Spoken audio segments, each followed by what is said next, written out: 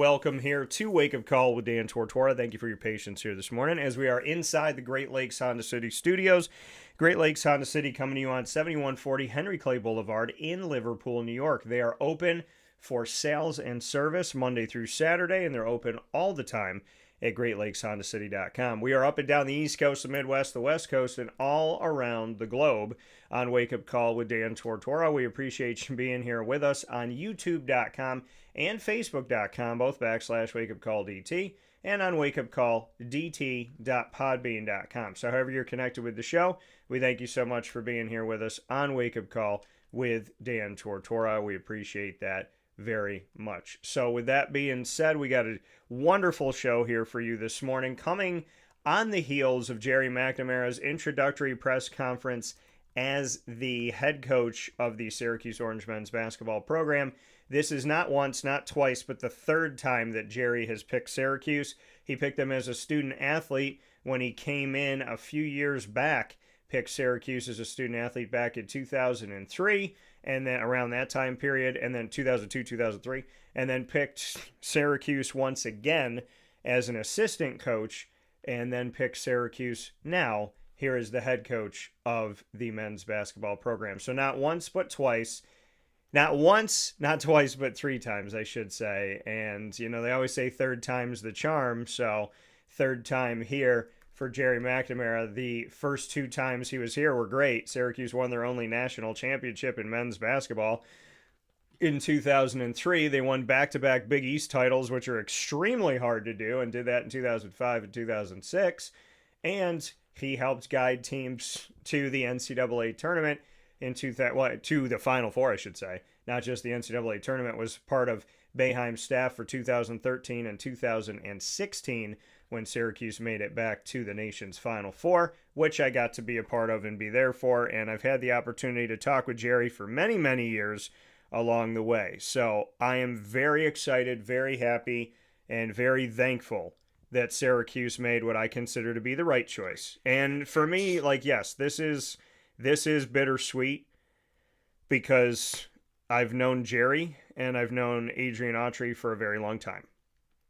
I've known them both for over a decade, and it's hard to see the fact, like Gerry said, you know, when they were like, oh, did you ever think you would come back? And he said no.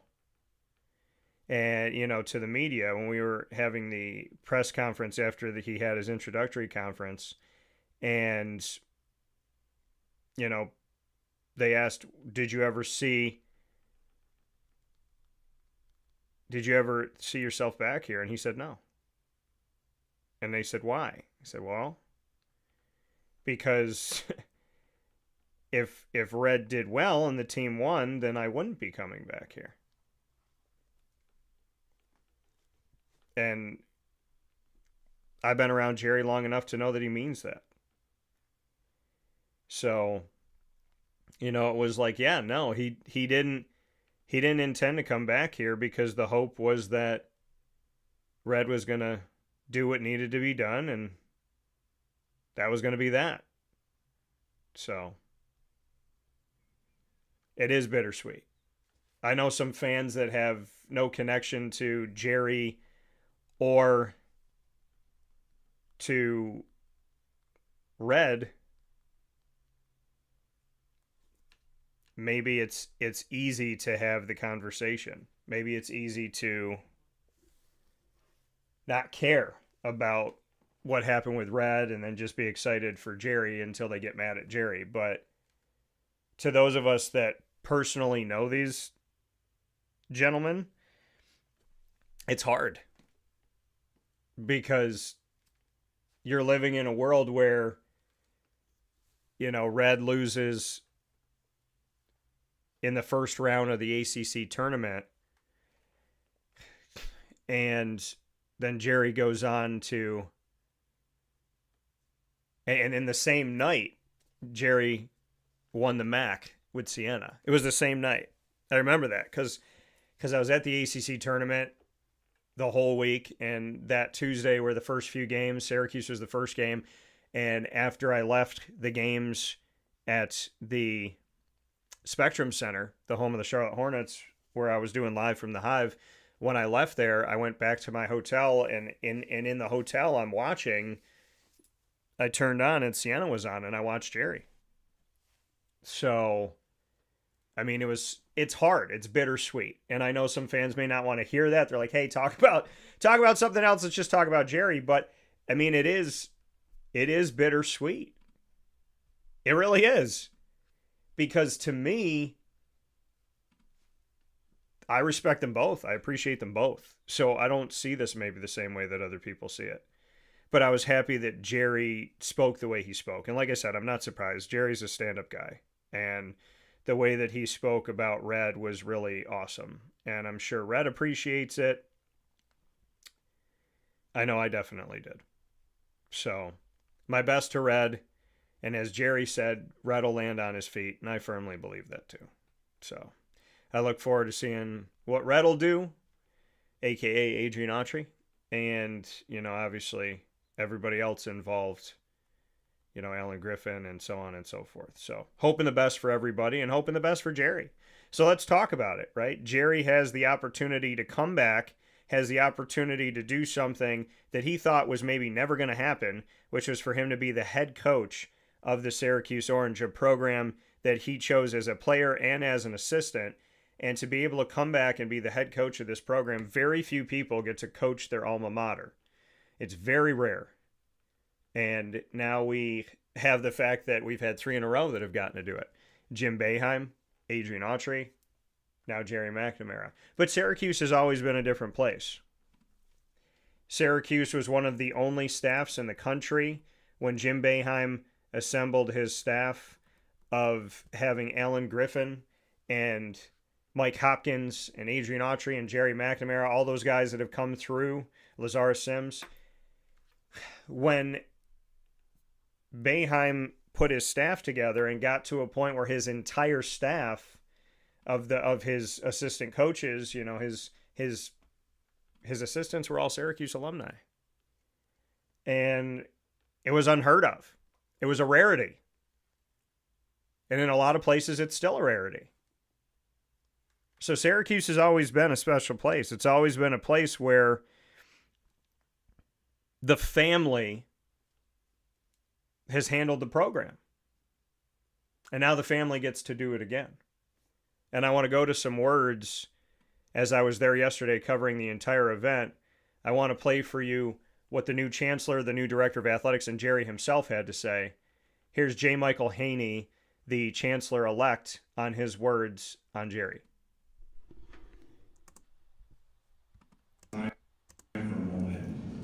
Late December 2005, before I had officially started at Syracuse University as a new faculty member, I came to town to look for a house, and while I was here, there happened to be a basketball game happening at the Dome. It was my first Syracuse University basketball game. December 30th, 2005, Syracuse University versus Kent State.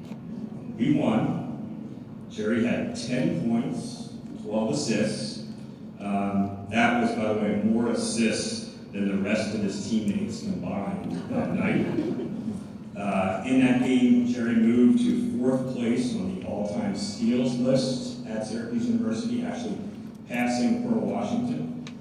By the end of the season, he would finish 2nd all-time on that particular list. But the stat that stuck with me the most wasn't anything that happened on the court. Was actually in the stands. So remember, this was 5 days after Christmas. Our students were away, and we were playing Kent State. Not exactly a marquee matchup. And still, that night, there were 21,000 people in the stands.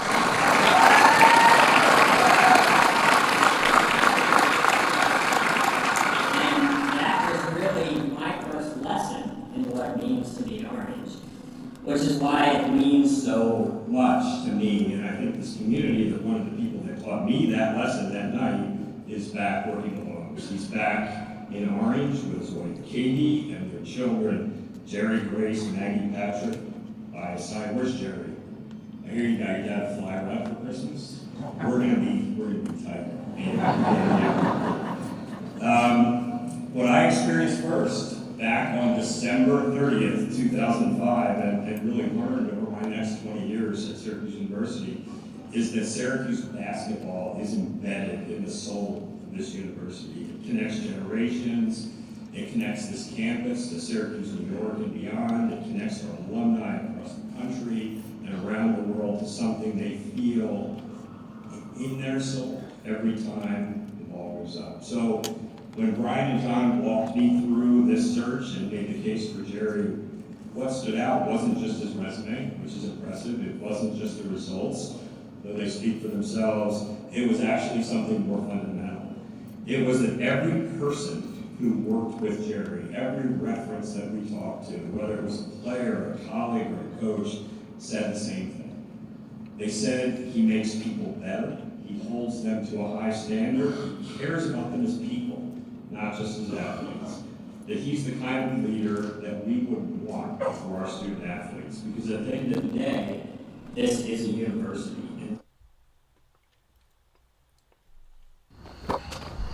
So, some words coming there from J. Michael Haynie about Gerry McNamara, about how he treats people, about how he is, about how he cares. Here are some words from new Director of Athletics, Bryan Blair. You want somebody to build a team faster than ever and get that team to play better than they could versus the sum of the individual parts. Right? So you need people to come together and get more out of that experience. You want an elite relationship builder, right? The days of the dogmatic, do it my way or the highway, that rarely exist in today's college athletics. You need somebody to pour into young people, build that relationship, and then pull on that relationship to get the absolute best out of those young people along the way. You need a keen talent evaluator. You need somebody that can find that talent and make really efficient use of our resources. And I'm big on, certainly we've got to have the resources that we've got to spend, but we also want to be as efficient or more efficient than anybody in the country. If you can do both of those things simultaneously, you got a really good shot at being successful. And lastly, we want a head coach and out coach other coaches. And I think you heard some of the best coaches in the country and the best brains in the country talk about the quality of coach Gerry McNamara is on the court.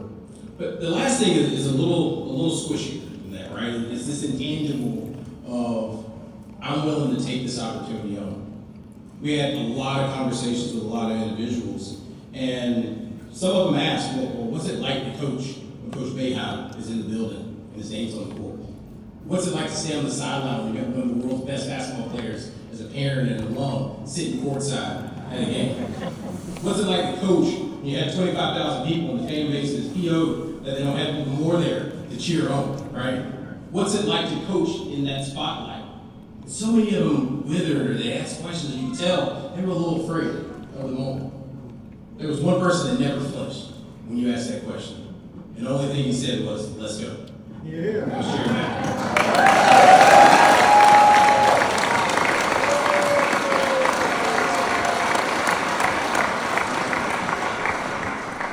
So we had that conversation, and we're talking. I said, well, what do you need? And he says to me, he says, I need to win, and I need to win now. And from that moment on, I remember going back to my home to my wife and telling her, there's something different about this guy. There's something special here. Then I had a really good friend text me a video of Gerry's jersey retirement here many months ago. I'll read it all. And to see the buses from Scranton, the tears, the excitement, and to see that come full circle today, this is truly, truly a special, special moment.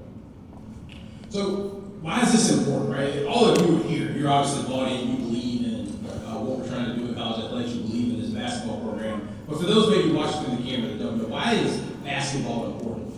It's really important, centrally, one, for this university. Right? We are in the business of higher education, educating young people. But we also want anybody connected to this university to wear that orange with pride and be really proud about being from Central New York, connected to this university, and all that it represents.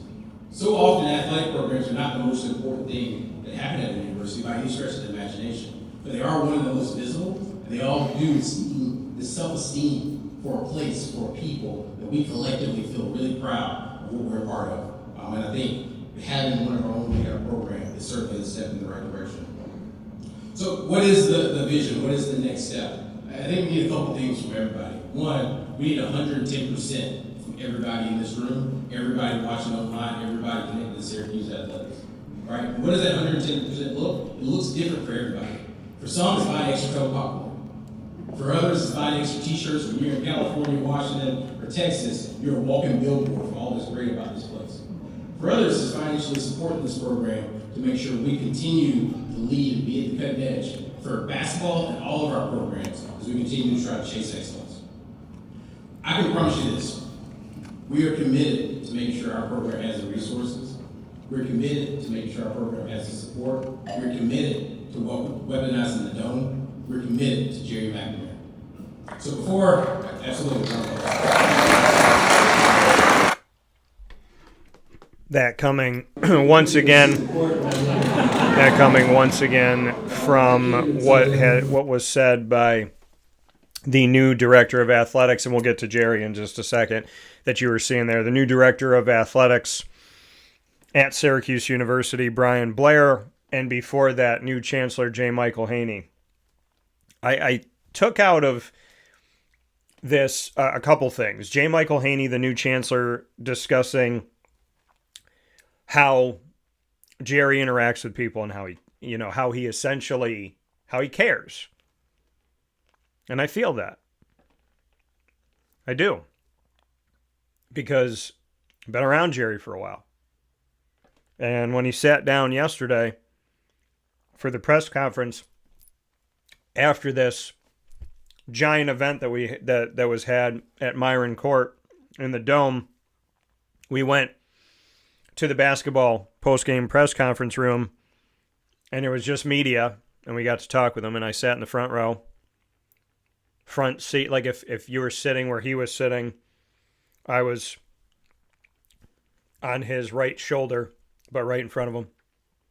And he sat down and he looked at me and he went, "Dan." And it's stuff like that. You know, this man's done a lot of great things. And sometimes when men and women do great things, they get egos. I've never really seen that from Gerry. I haven't seen a man who forgot who he was, where he came from. Yesterday, and you'll see it in what I'm about to play, but yesterday, he spoke about his parents, and he spoke about his siblings, and he spoke about his in-laws, and he spoke about his wife and his children.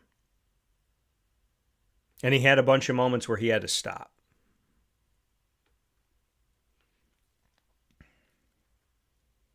I pay attention to that. You know, some coaches get up there and they pound the podium and they want to win, and I want to win now, and we're going to recruit, and we're going to run this defense, and we're going to do this, that, and the third. But when Gerry talked about his wife, he paused multiple times. And she is a sweet woman. She is a very sweet lady. I had the pleasure of getting to talk with her for the first time.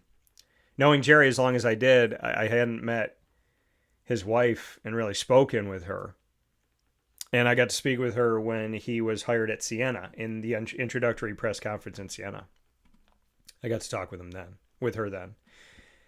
And I got to talk with his parents for the first time. And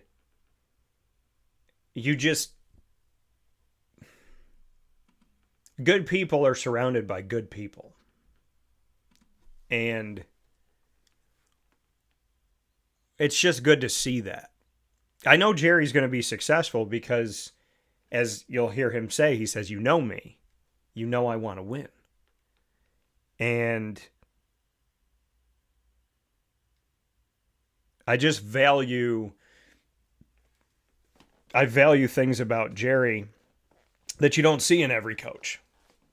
And I'm not comparing him to Adrian at all, because Adrian and I have had a relationship for a long time, and I appreciate Adrian. So this is not a Gerry Adrian. This is Gerry and the rest of the world. The fact that J. Haynie caught that, right? that the way that Gerry is with people, and the fact that he talked about, because that means a lot to me, that the chancellor, that matters to the chancellor, how you treat people. Some people just want you to win. They don't care if you're a rude person, a mean person. But when you hear the chancellor, the leader of Syracuse University, say, like, it matters to me how he interacts with people, how Gerry interacts with people. It just goes to show you never know who's watching. And the other thing that J. Michael Haynie said is he said basketball is part of the soul of this university. And I agree with that. I agree with that. This city and this university, when they embrace each other, it is electric. It is incredible. I mean, God could have had me be born in any state. He could have had me born in any country. He put me in Syracuse, New York, in the greatest venue for basketball in the entire country, and in one of the greatest venues for sports overall. And I say the greatest venue for basketball because I've been to a bunch of basketball events. I've been to games, up and down the NCAA tournament in all different cities. And the crazy thing about it is, I'll be at a game and they'll go, "Congratulations, folks. There's 19,128 people here. You're part of a sellout crowd." And I'm like, that's a bad day for Syracuse. So when you experience the Dome one time, when it's rocking, it's beyond anything that I've ever experienced when it comes to going to a basketball game. And I got to be born here. I get to call this my city. So when J. Michael Haynie said basketball is part of the soul of this city, he's 100% right. A soul of this university. But I would say it's a part of the soul of the city too. We're all happier when the team's doing better, are we not? Non-sports fans get involved. Now I want to go into something that Blair said. He said when he talked with other coaches in the process of trying to find the next head coach for Syracuse Orange men's basketball, that he talked with them about, the Dome and the moment and what it is. And there's a Hall of Famer, Carmelo's in the stands, Boeheim's in the stands. I mean, and he said some people maybe look like they were uncomfortable. He said only one person was totally, and I'm paraphrasing, but totally fine. He said, Gerry said, "Let's go. Let's go." And I think that speaks to understanding this program and understanding the city. There are no professional teams in Syracuse. So people hold on to their colleges and universities. And there's great things that happen at Colgate and Cornell and Binghamton and Lemoyne and OCC and Oswego. And Syracuse is that one place where it gets just absolutely insane when it comes to that. And, when we have that, when the Dome is rocking, it's crazy. I mean, listen, I'm covering the NCAA tournament right now. It doesn't feel the same without Syracuse. It just doesn't. It hasn't. Those of you that know this city, you know the history. And a big part of the history of Syracuse, New York is what that orange S means to a lot of us. So I'm happy that Blair saw that in Gerry, that Gerry was like, "Hey, I'm not afraid of the moment. Let's go." And speaking of let's go, and speaking of Gerry, why don't we hear Gerry right now? This is what he had to say in his opening address as head coach of the Syracuse Orange men's basketball program. Congrats again to Gerry. For this moment to be here, it really is kind of a dream come true for us. But you don't get to these moments single-handedly. It's not a solo mission. I've had a ton of help along my journey. This past 2 years is a really rewarding one for us, for my wife, our kids. We get the opportunity to be a part of the Siena community, where for the first time I was able to go off and be a head coach, cut my teeth. The people of that community, the Capital Region, President Chuck Seifert, John Virginia, Lori Engel, Drew Santander, Mike Demos, Anthony Anso Policia, Father Kevin Mullen, Lynn Young, all the people I worked with, and there's many more, Kyle Adam, the people I worked with at Siena. They believed in me, they gave me an opportunity, and the support was there right from the start for me. I was set up for success because of those people. And the Capital Region, welcomed our family. The biggest fear for us leaving here was when we left the community here is finding schools for our kids. We go to, all of a sudden, CBA Albany takes care of our oldest. St. Pius, their church and parish take care of our 3 other ones. Just really, really blessed for this past 2 years. And live in another incredible community. It's helped me get to here. And one of the reasons I'm here, one of the biggest reasons is to my players. My players and my staff that I was so blessed to work with at Siena. I'm pretty sure everybody was watching the Duke game if you haven't seen this. I don't know what's happening. They're actually the first team meeting we had with our group when we first got them was all about the responsibility that we had to the community. We owed it to the Siena community to make sure that the product that they watched was one worth watching, one that they could be proud of.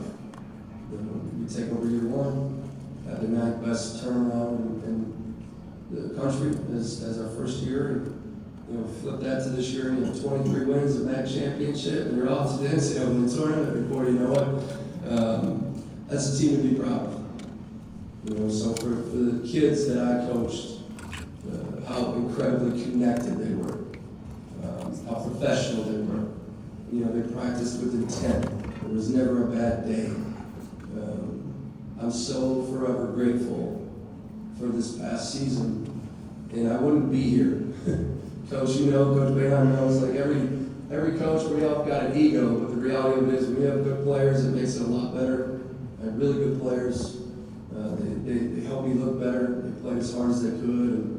And, again, I'm so proud of what I went through, this past 2 years. I'm forever grateful for the community and the teams that I had.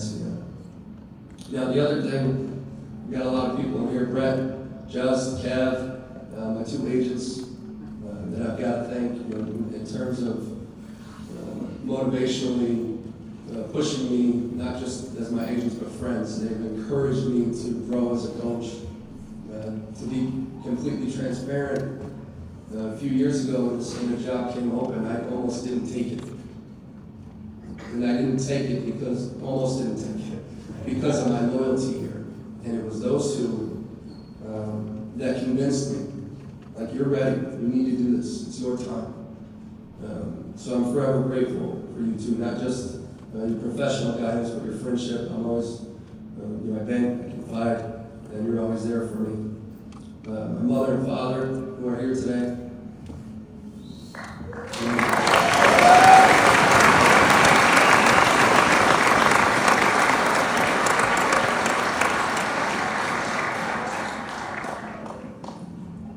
They're not just here today. They've been here the whole time, everything I've ever done. The support that I've had.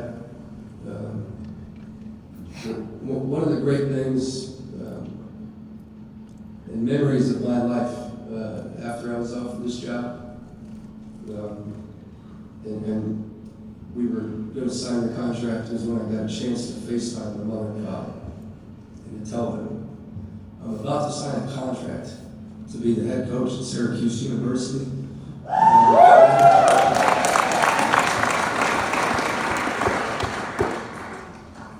I've been supported everything I feel like I am as a person, as a man, as a husband, a father. I learned in that household. I was lucky to be the youngest of four. My siblings are here, Bridget, Bryan, and Timmy. Timmy kicked my rear end the majority of my young life. But this is how lucky I am. The biggest heartbreak of my professional career was when we took Duke to the wire. And I was heartbroken for my kids. I really was. I thought we played well enough to win. We just kind of ran out of gas. But when I got back to the hotel, not just Katie and my children, but Bridget, Bryan, and Timmy were there. Daniel Haggerty, my brother, Megan. I've got so many people in my family, my life, my siblings, my in-laws. My mother, Margaret's here. I told the story on my senior day. I have a fairy tale in-law story. Some people might have a horror story. She's an angel. She's a saint. The last move we made with my children, I called them brave for changing communities. When I look at them now, they're a lot bigger than 2 years ago when I was doing my last press conference. My son I was already angry he had a better golf swing than me. I'm taller than me at 14. But I'm so proud, I'm so proud of your bravery to continue to change communities. But this one, as brave as you are, I think you're happy today, getting to come home and be a part of this community. And, my wife,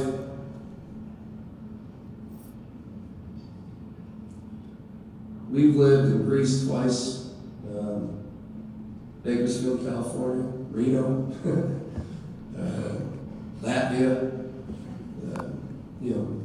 Loudonville, and now, of course, Syracuse. You've sacrificed so much that it's not even, you put everyone before yourself. Me, the kids. Going into the last job, my wife said something to me in passing. She said, our happiness is simple. And the way I took that was, yes, it is. It's very simple because it's us. It's always going to be us. We're in this together always. But as I take this job, it's not as simple as that. Our happiness is simple because you make it so easy for us to be happy.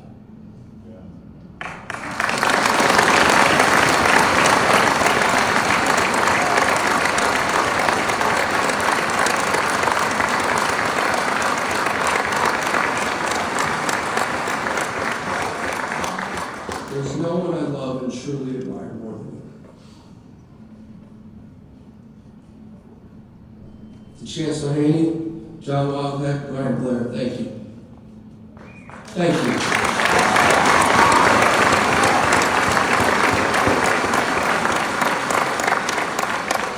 For believing in me, believing in the vision for what this institution should be, the direction of the program. I'm getting to know Chancellor Haynie and Bryan a little bit better over the last few weeks. Let me tell you something about Bryan. Bryan Blair is a competitor. He's a competitor. The first conversation he and I had was a phone conversation. We talked for like 35 or 40 minutes. He asked me a simple question at the end of this. He said, hey coach, you have any questions for me? I said, true story, right? I said, no. I said, Bryan, listen, I know you got a job to do. I just want to let you know. If you need my help, if you need anything else from me, just reach out to my cell phone. But I'll tell you this, you're going to love Syracuse. You're going to fall in love with the place. So, second time we had a conversation was in person. Okay? Bryan asked the same simple question. He said, Coach, you have any questions for me? I said, matter of fact, I do. What are you looking for in a head coach? And this is what I saw. like truly, fully for the first time saw him. And he leaned in, and we were close at this point, you know. And with conviction, and I've seen it before, he looked me in the eyes and said, I want to win. No matter what, I want to win. I said, now you're speaking my language.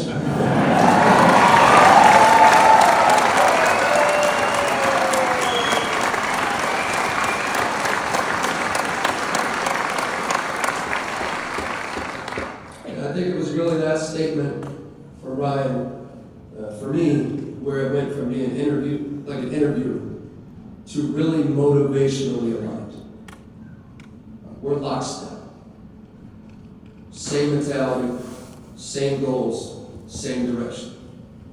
Now, since then, I've learned that he likes the outdoors and he loves to fish. Like, if this dude listens to Pearl Jam, we might as well go do karate in the garage.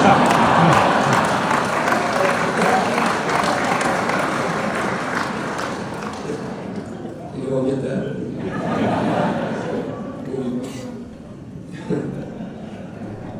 But I'll tell you this, straightforward, man to man, I cannot wait to get to work with you, bro.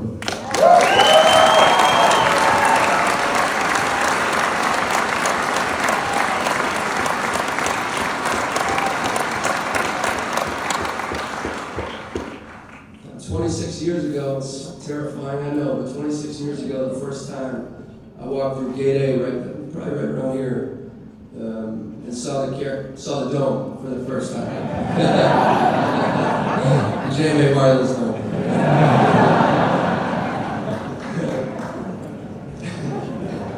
And I looked down, and it was the summer camp, so the courts were on. And I knew right away. That was the first time you saw me, Coach. I knew right away. I'm coming to school here. Well, you had to offer me that night, and you did.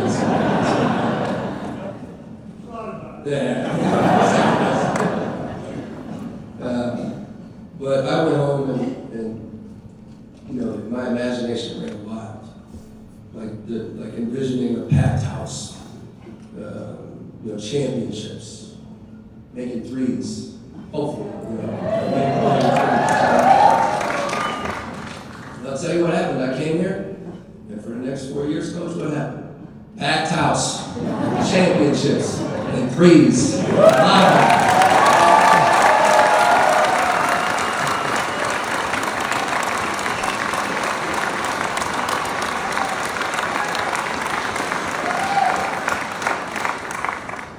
But there was a different experience. There was something else that happened during this 4-year stretch in my experience.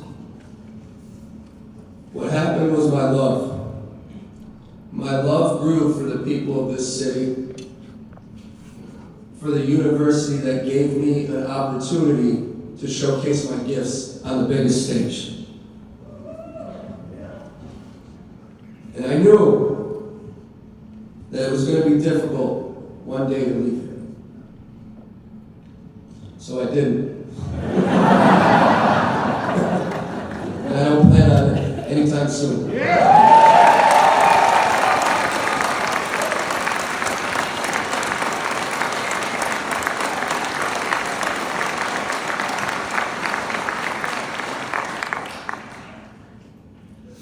Now, here's the reality. All right? We've got work to do. We do. But this right here is what separates us from 99.9% of college basketball. Yeah, it's a fact. Yell it louder. It's a fact. Yeah.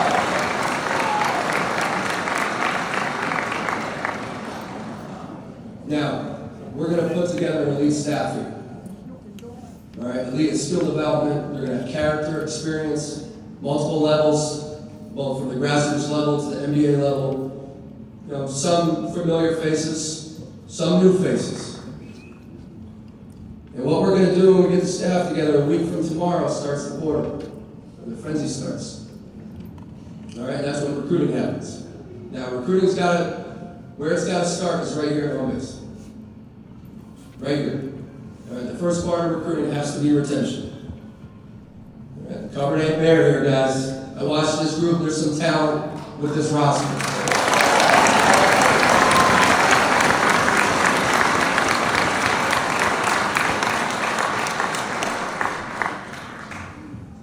Now, those conversations are happening, they've been taking place. I met with these guys last week, I'll meet with them again this week. Out of privacy for them, because they have opportunities, representation, we'll keep those private, and we'll see what we can do with some of these guys to move the program forward. But they will be taking place this week, those conversations. But I've done this will be the second time in my career doing it. My message here does not change. It doesn't change. Every team that I coach, that we put on the court, is going to be ready to play. They will be prepared. Now,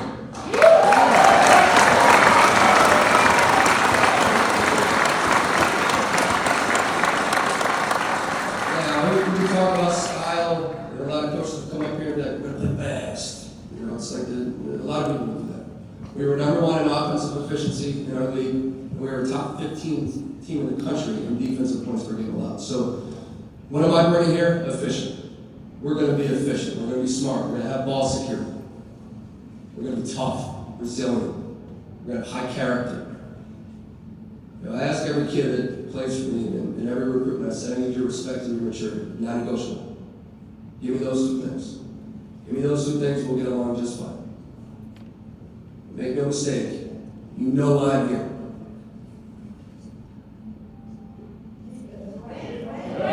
Anybody that knows me knows why I'm here. I'm here to win.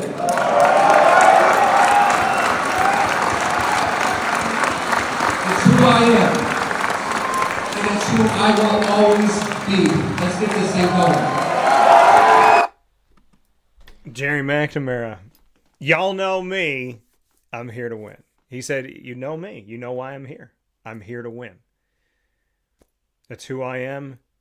It's who I will always be.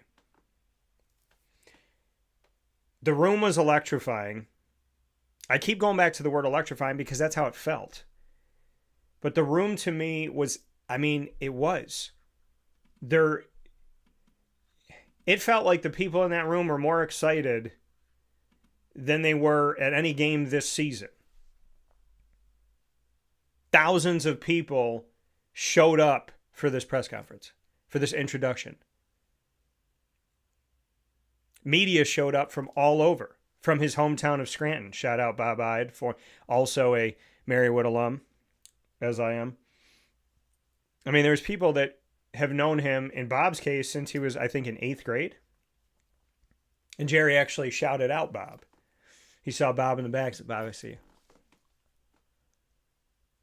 Talked about another guy who asked him a question. Said, I know you covered us at Siena. See, Gerry doesn't forget. Gerry was raised by people that seem to really genuinely care. And there's something about this that just feels like it stands the test of time. My parents showed up to every game, no matter what happened in the game for me. And I'll never forget that. I'll never forget that. And seeing Gerry's parents do that for him,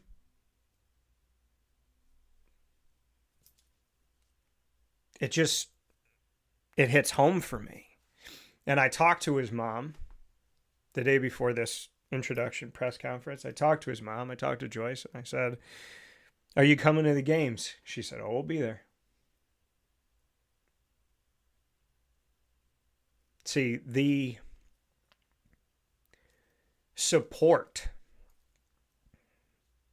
that he has shows me. Because people don't get around people unless they believe in you, they see your character, they know who you are. And knowing Gerry for as long as I have, I liked him as a human. And I liked the fact that I felt like he always treated me well. But I look at his wife and I look at his parents and I look at the life that he's built. And I think to myself, a man who cares about family they'll know how to run this family. A man who is resilient, excited, and willing to work, who doesn't know the word QUIT. They can lead this team. A man who understands this city, understands the Northeast, knows its bones. He can lead this team. I've told you for a long time that if there was going to be a change, the change was to hire Gerry McNamara. And I'm proud to sit here this morning and say that my hometown, in my opinion, hired the right person. And I'm going to be at the NCAA tournament covering Syracuse once again. Mark my words. Because I, like Gerry, I'm here to win. Let's take a step aside for a fast break. When we come back, an all-new Bearcat Breakroom and our exclusive multimedia marketing partnership with Binghamton University features Nick Billings, who played against Gerry McNamara multiple times in the Dome when Binghamton came up and played Syracuse. We'll talk with Nick, the Hall of Famer and 7-footer from Alaska, right after this. So do not miss a second of this awesome, awesome broadcast this morning. And I'm not saying it to give myself credit. I'm saying being able to share Gerry's words, to be able to share what J. Michael Haynie and Bryan Blair had to say, and to be able to celebrate Nick Billings next. That's what I'm saying. So, Great Lakes Honda City Studios will be back right after this. Stay with us. This is Jim Dispenza, owner of Game Point Sports Complex. You hear the same story across any sport that kids play and any sport that adults play. There's never enough places to play. That was definitely true with volleyball, definitely true with basketball. Could be cheerleading, it could be field hockey, which is what we're seeing now. Every sport has a lack of places to play, and I think Syracuse in particular is a place where it's really bad. Despite the fact that we've got a lot of athletic talent around here, we just seem to have not enough places for people to play, and they're going to different places. They're going to Rochester, they're going to, Buffalo. They're going all different places because we don't have a place here, and I felt like that should change.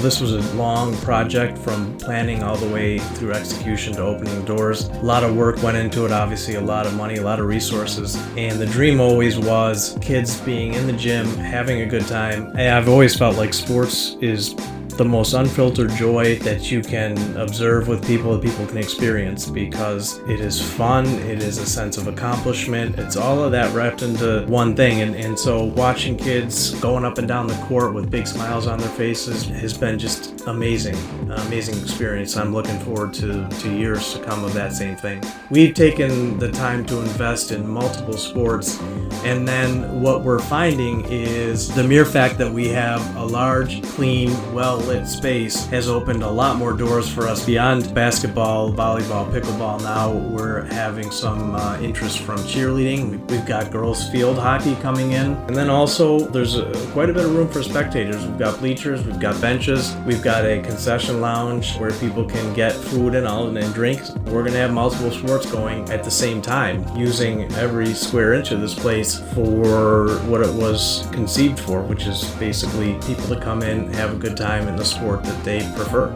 We manage each situation differently. Everybody has different ability to afford different things. Some are bringing 10, 15 people, some are just 2 people. I've had a lot of situations where it's a father shooting around with his son, it's a mother playing pickleball with her daughter or with her son, and then those situations come up and we work with people, and that's allowed us to have groups from 2 people up to 30 people and have some flexible pricing behind it. We're an organization that is here to work with the community any way we can, and I guess part of it is just making sure that we have the flexibility to put together a plan that makes sense regardless of the size of your group. So in order to book time, the best option is to go to our website, gamepointsports-syr.com. You can click from there and sign up for events, sign up for your own particular training, sign up for birthday parties, all of that.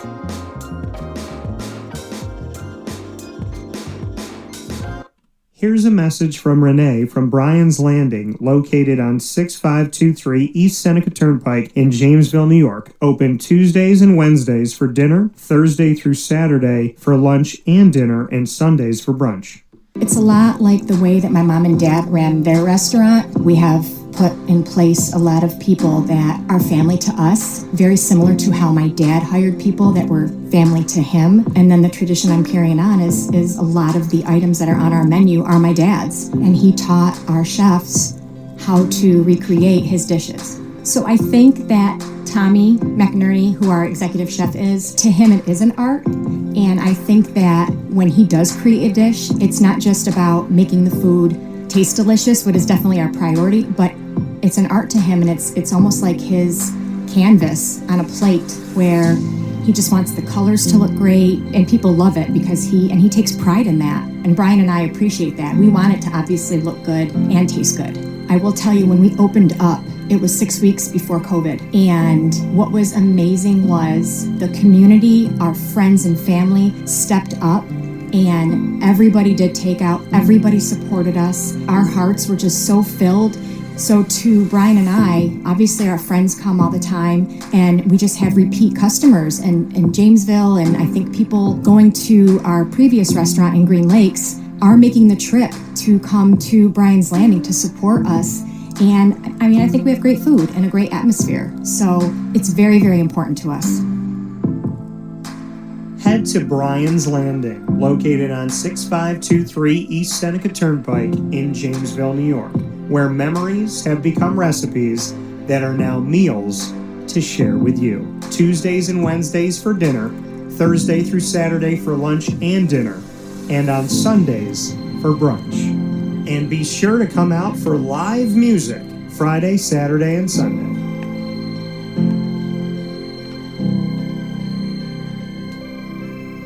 Life gets busy, and sometimes that means us running around. So Canine Camp Dog Daycare offers you an opportunity to give your dog a place to stay while you take care of what you need to throughout the day. Canine Camp Dog Daycare is located on 228 Old Bridge Street in East Syracuse, New York. You can see it from the highway, and it's just off of Erie Boulevard across from BJ's Wholesale Club.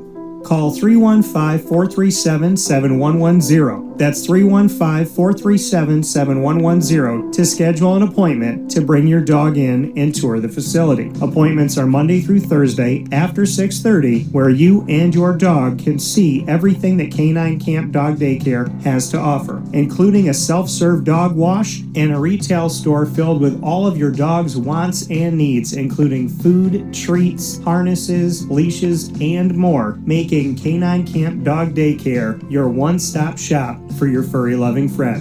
Right, Lily?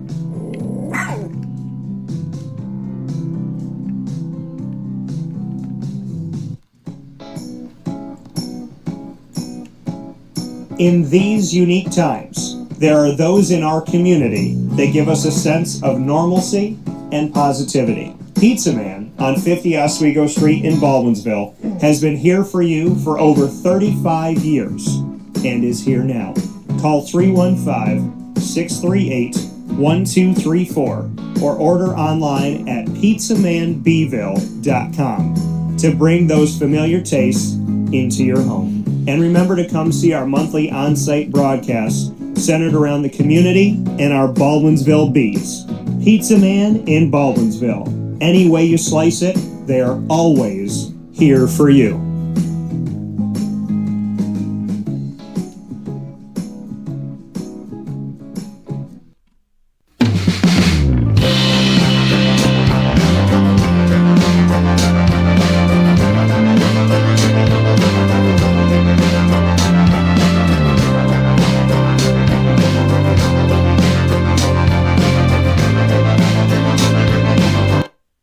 Welcome back here to Wake Up Call with Dan Tortora inside the Great Lakes Honda City Studios. Great Lakes Honda City coming to you on 7140 Henry Clay Boulevard in Liverpool, New York. They're open for sales and service Monday through Saturday, and of course always online at greatlakeshondacity.com. I am picture in picture with Nick Billings the alumni feature that we have here for you today in this Bearcat Breakroom and our exclusive multimedia marketing partnership with Binghamton University. Binghamton men's basketball student athlete alum from 2001 to 2005, Mr. Billings, coming to us all the way from Alaska.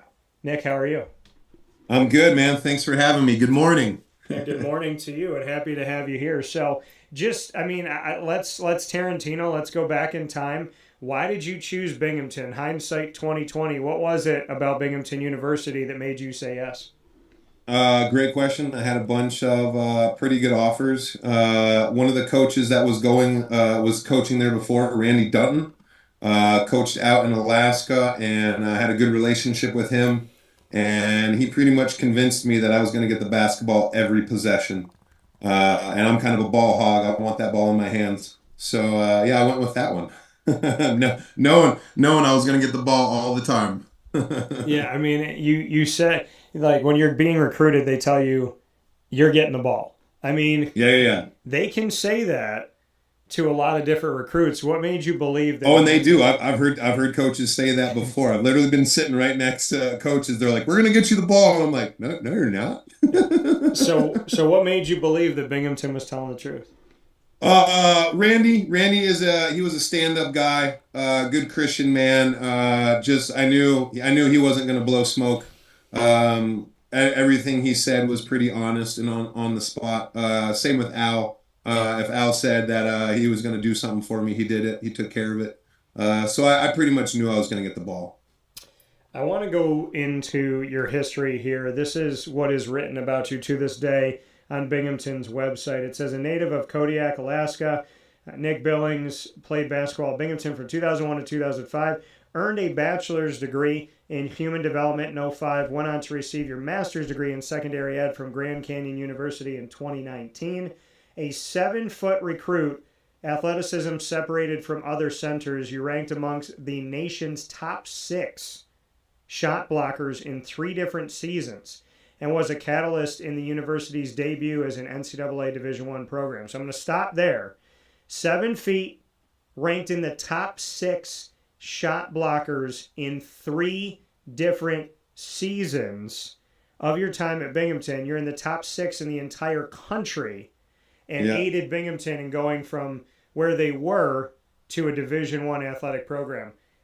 I'd love to hear more about that, to be top 6 in the nation and to help Binghamton in their rise to being a Division I institution. We can start off with the blocks. It was for a 7-foot white boy, I could get up. I had pretty good timing. I blocked a lot of shots, but with that, I mean, if you gave me a pump fake, I was flying in the air.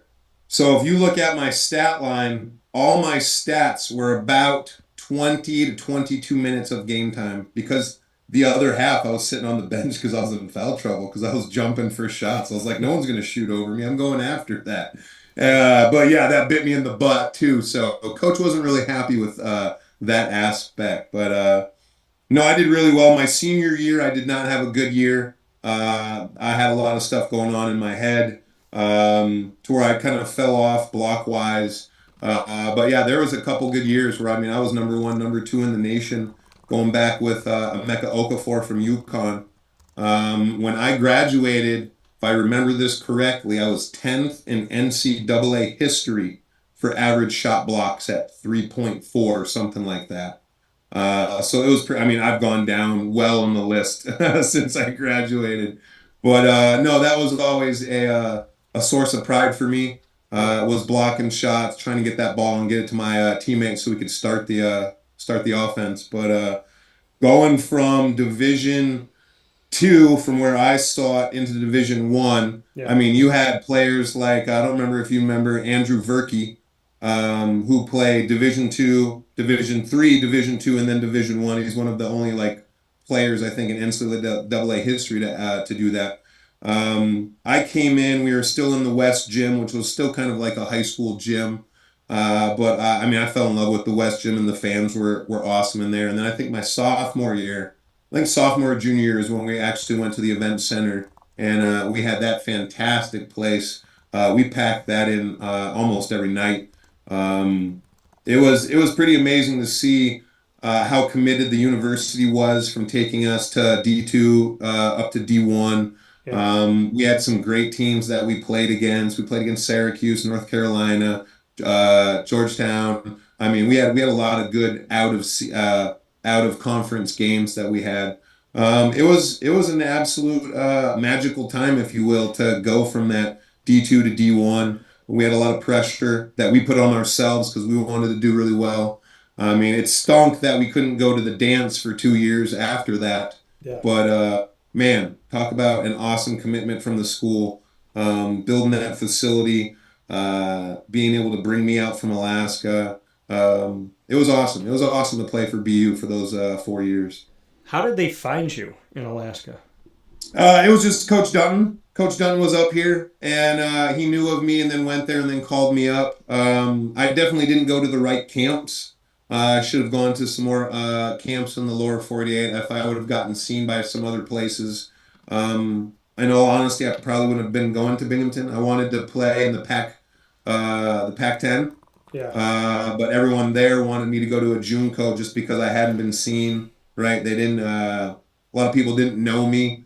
But when you see a 7-footer, I mean, you'll take a chance on a 7-footer.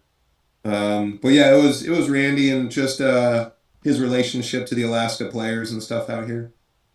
Yeah, I mean, when you talk about the move to Division One, Binghamton just got to celebrate 25 years this past November of Awesome. going to Division One athletics, and a little bit of history here. And I want to thank John Hartrick, SID, for the work that he put forward in this. I mean, taking a look at the history, moving from NCAA Division III to Division I in the late 1990s. In spring 96, the Campus Intercollegiate Athletics Board, the IAB, voted to recommend to then President Lois B. DeFleur that the university elevate to Division II and ultimately move toward Division I status. DeFleur agreed, and the school began competing in NCAA Division II in the New England Collegiate Conference, the NECC, in fall 1998.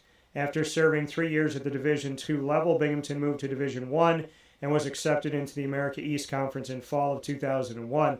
So like you said, I mean, you got to be a part of the transition from D2 to D1 in the beginning of your career. I mean, that's a move that's never going to happen again in Binghamton history. So now reflecting on that, just what that's meant to you to be a part of the beginning.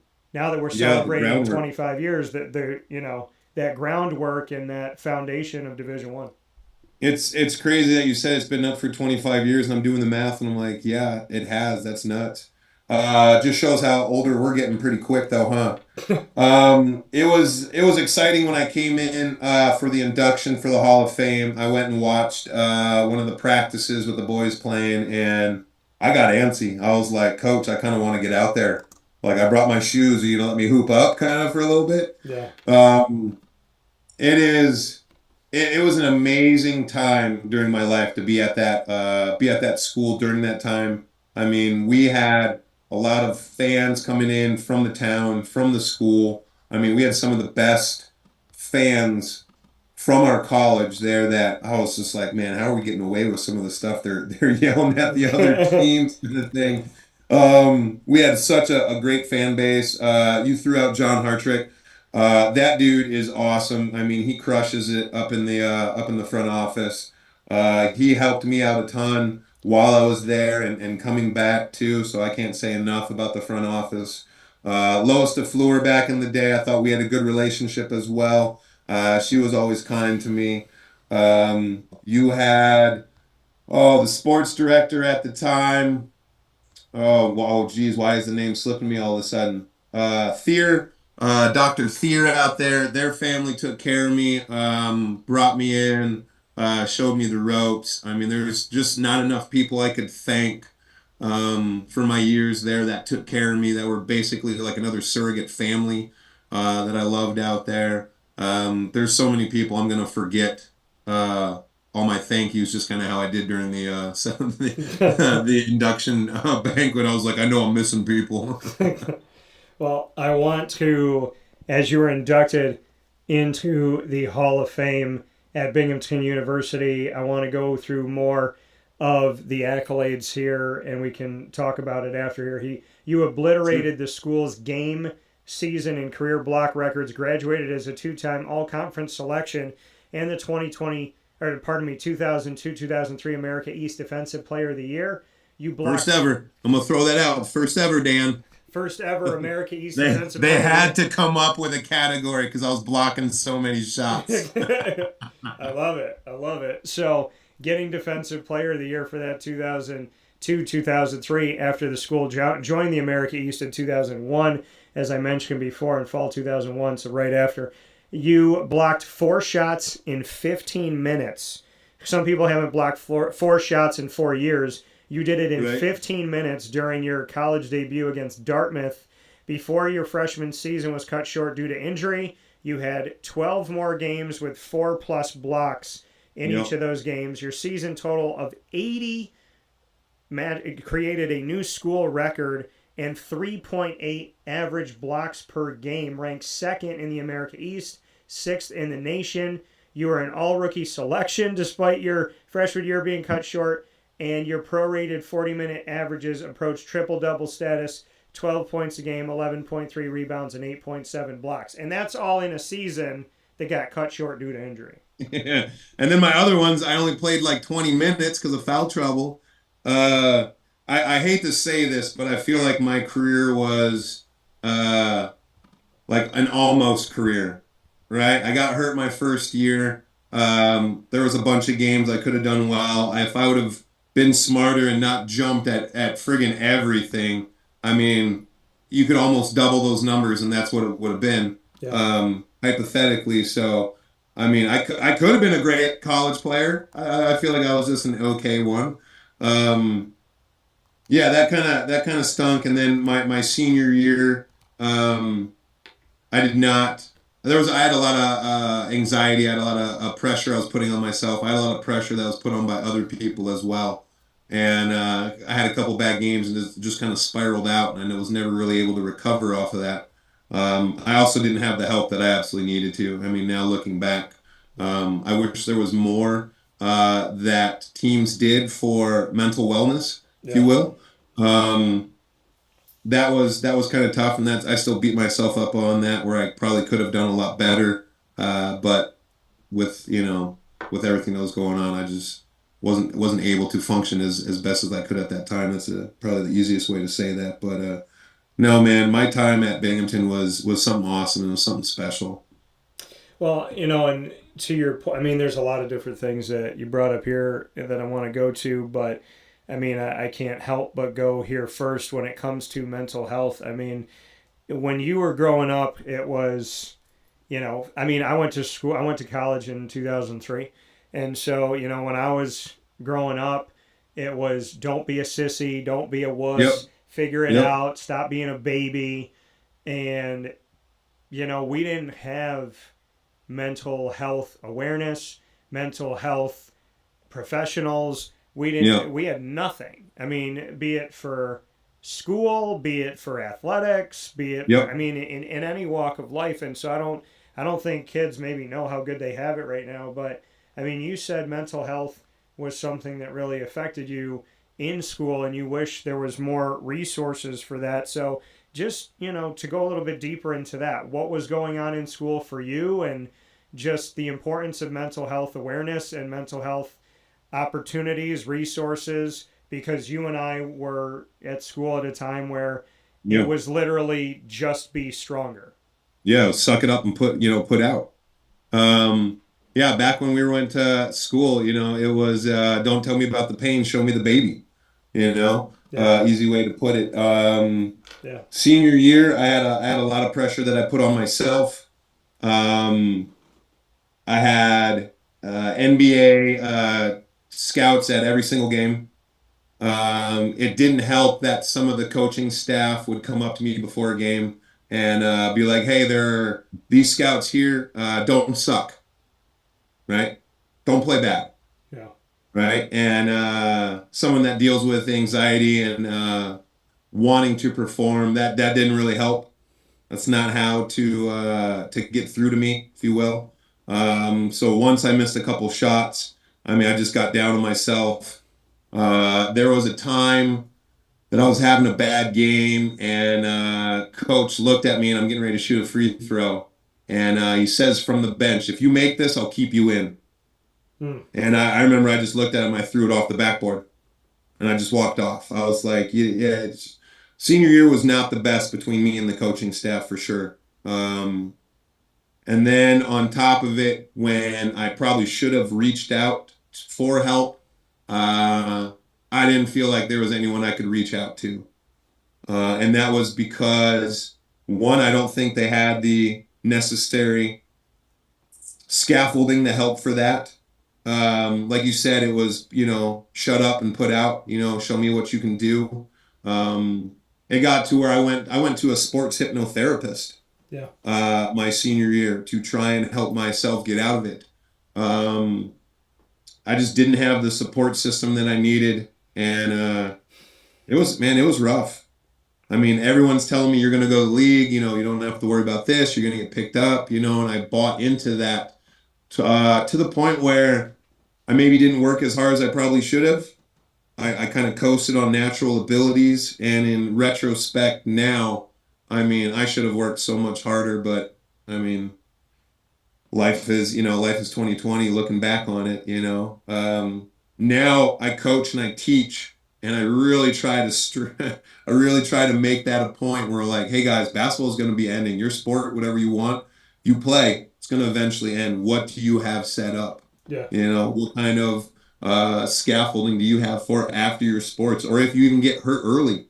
When I went overseas, I was making good money, but I got hurt out of season, blew my knee out, didn't have insurance, and then basically used all the money that I had been making over the years to try and continue after surgery to do that. And I mean, unfortunately, I don't have a lot of monetary values to show for my career. I have a lot more stories and good times I can tell you about and whatnot. Yeah. But yeah, I didn't have much planned afterwards, but I knew I wanted to work with kids. So I became a teacher, and this is where the Lord put me, and I've been absolutely loving it.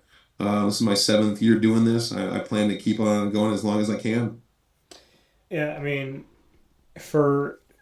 again, so many things that you said and so many places to go with this.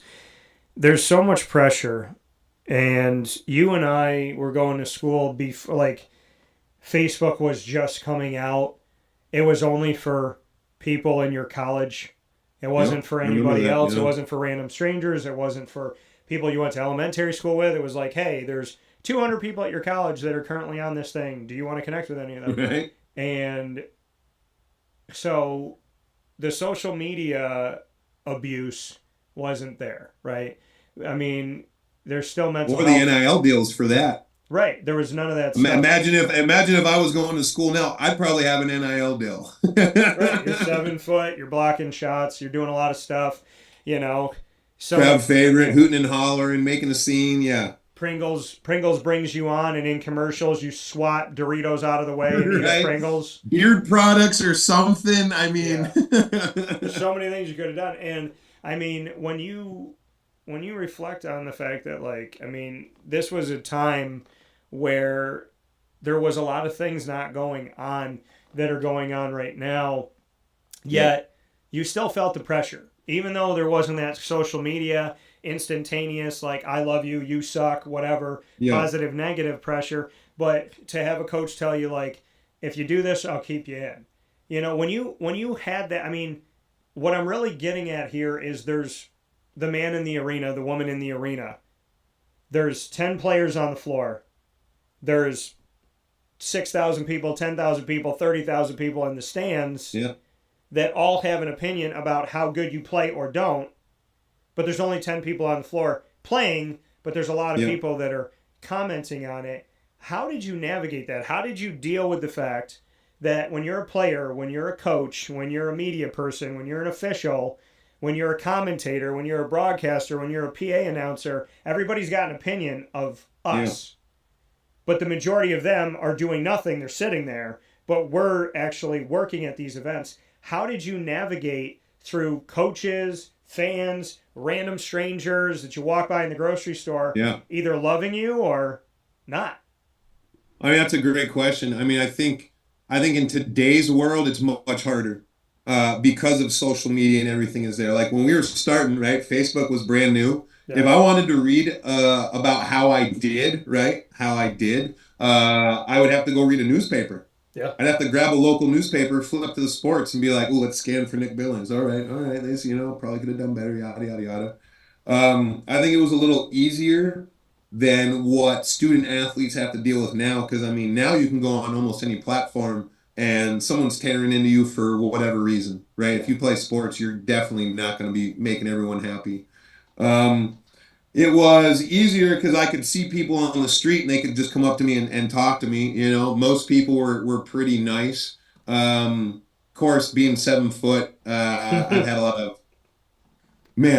of weird interactions, if you will. I've had people try and fight me just because I'm tall.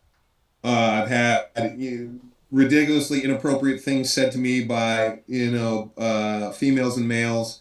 Yeah. Being 7 foot does not help. I mean, if I was shorter, I'd probably just blend in and just be like everyone else. But I'm not. I'm a giant. I'm abnormally tall. I stand out and I'm loud, which doesn't really help. It was, oh man, you know what? It was fun. It was fun being somewhat known, but not well known enough that, people were coming out of the woodworks to yell at me. I'd say like one of the coolest things. Do you remember on TV, the Best Damn Sports Show? I think Remember so. that back in the I day? think so. It had couple comedians, couple basketball players. Yeah. One of the cool things was, and I still have this on VHS because I had to record it. Charles Barkley said my name on that TV show as one of the college players to watch. That's awesome. Right? Yeah. I mean, that to me was like the ultimate. Charles Barkley said my name. And I just happened to be watching that show at that time. To where, I mean, now you can go online and pull up a dozen websites that talked about you and how well you did for that game or et cetera, et cetera. I mean, yeah, it was different back in our time, right? It was like, what, 20, 25 years ago, which is ridiculous. I don't know if I'd want to be an athlete in today's world with all of the social media, but I mean, those NIL deals now some of these kids don't even have to go pro now. They can just go to college, make a couple mil off their deal, and then just, go live their life, go work whatever job they want to now. Yeah. I mean, that was a dream when we had it, I love the fact that you're 7 feet tall and I'm 5'8", but on the screen we're like the same. So I'm slunched down. I know, but just let me enjoy the optical illusion. I got you, man. I want to go back to some other pieces here about your work. And as we shouted out before, John Hartrick, Senior Associate Director of Athletic Communications, many years at Binghamton University for putting this stuff out and getting this information out here, and obviously being a part of that Binghamton University Hall of Fame. As a sophomore, after you had a great freshman season, as a sophomore, 9 points a game, 6.7 rebounds a game, 4.3 blocks a game, led the Bearcats to 9 conference wins. You were named America East Defensive Player of the Year, again, ranked number 2 in the nation in blocks behind, as you mentioned, only Emeka Okafor of UConn. Your 117 blocks were the 3rd highest total in America East history. As a sophomore, you did this. And against Boston University on February 9th, you had 19 points, 10 blocks, and 8 rebounds. 2 weeks later, you matched the school record with 10 blocks against Northeastern. To say that you are in the same sentence as UConn's Emeka Okafor means blank to you. Fill in that blank.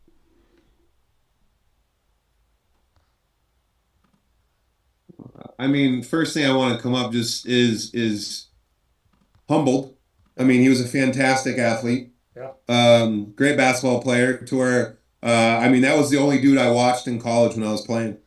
Because I just wanted to see how many blocks he was going to get that game, so I had to see how many blocks I needed to get next game. It was pretty amazing to be in that kind of category with that. As you're going through some of the stats, I was never able to get a triple-double. I missed it 3 times in my career, and I missed it each time by either 2 points, 2 rebounds, or 2 blocks. So I would have like 10, 10, and 8. 8, 10, and 10. 10, 8, and 10. So I never got that triple double that I really wanted. But yeah, I was more of a defensive player than offensive. It took me a little while to get into the offensive groove of things. Defense, blocking shots, helping out my teammates. A lot of my blocks were help side to where I know that they were going to spin and I was going to be there to block it for my teammate. My teammates knew that if they got by, Yeah. like Anthony Green knew that if his man beat him down, he was going to have to come in and battle against me. And if I didn't block it, 9 times out of 10, I was going to alter the shot just because, I mean, I'm tall and lanky, just getting up there. So as long as I could provide that reassurance to my teammates that I was going to help out, I was feeling pretty confident when I was my abilities and stuff. And like I said, I was just checking every week just to see where Emeka Okafor was battling against myself. And yeah, the year where I took second, he had like 1 or 2 games after me, so I knew I wasn't going to be able to catch it, but I was pretty solid on second place. Yeah, junior season, number 5 in the country of all NCAA in blocks per game, 3.5. Scored in double digits 19 times as a junior. Collected at least 20 points or more 7 times that season. Tallied 7 or more blocks 5 times that season. Ended your career at Binghamton with 868 points, 598 rebounds, and a school record 336 blocks. And then after that, you just went on and played as a pro for almost a decade. So bring me into how you finished up your time at Binghamton, overall looking back at what you did there, and then share with everybody what the professional career was like. Going back into senior year, right? Didn't have a great year. I mean, it got to the point where I thought about quitting.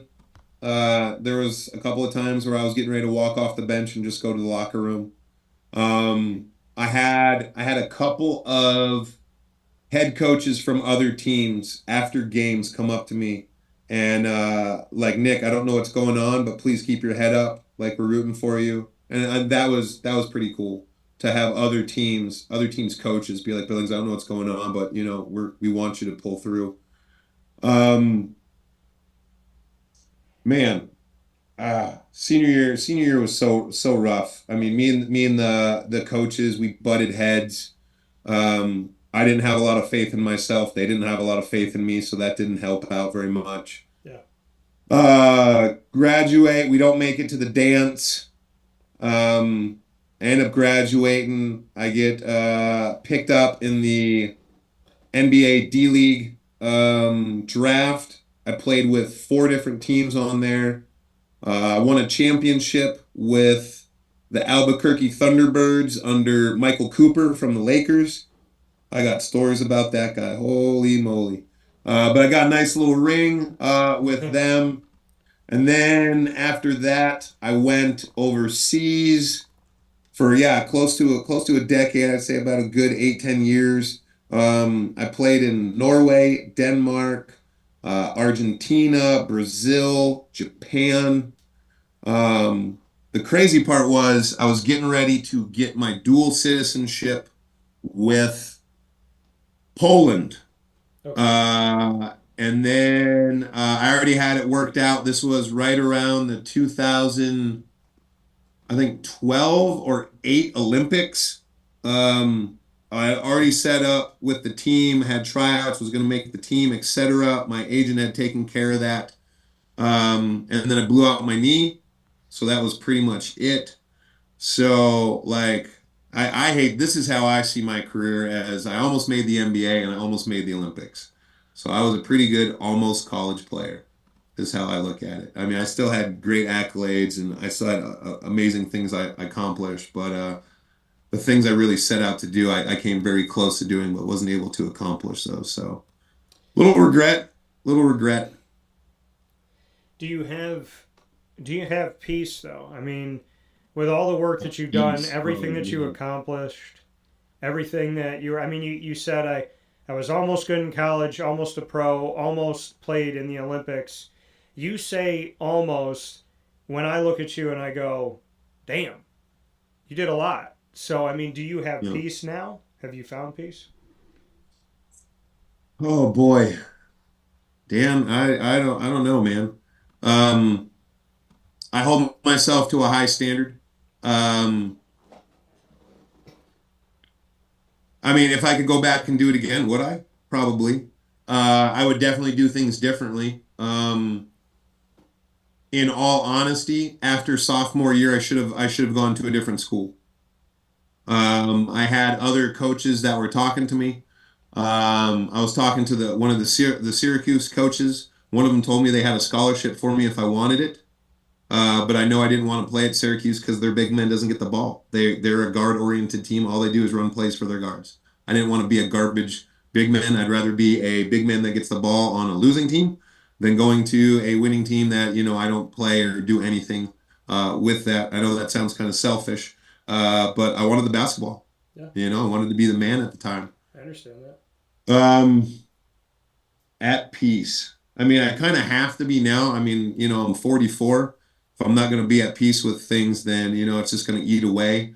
I feel because of the things I went through, I can try and help more student athletes, more kids going into that kind of competitive arena Yeah. where it's not just on the court, but it's in the classroom as well.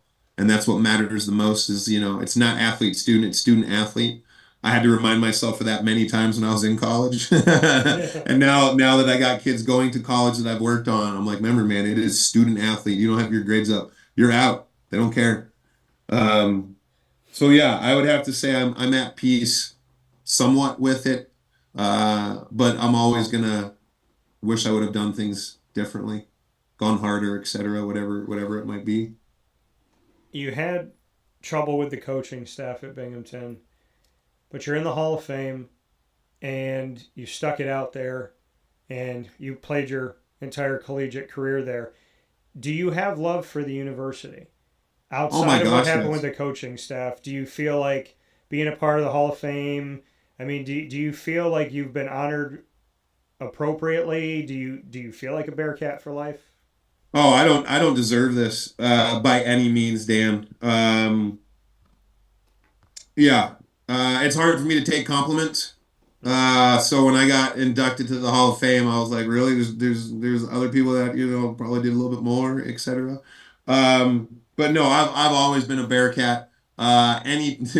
Anytime I can watch Bearcat sports, like I've watched Bearcat lacrosse, Bearcat like softball, right? Yeah. Um, so I'm always going to be a Bearcat at heart.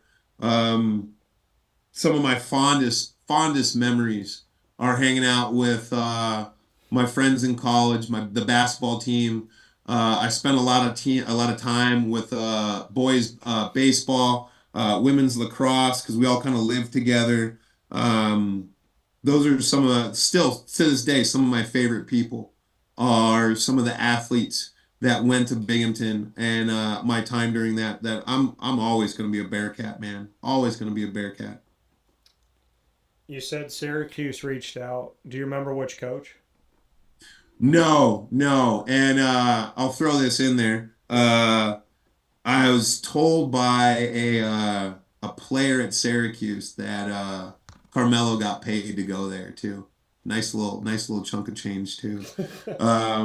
That was fun playing against him, man. When that game that we played against him, we're all sitting on the bench like this dude is a professional player. Like, oh my gosh, this guy's crushing us.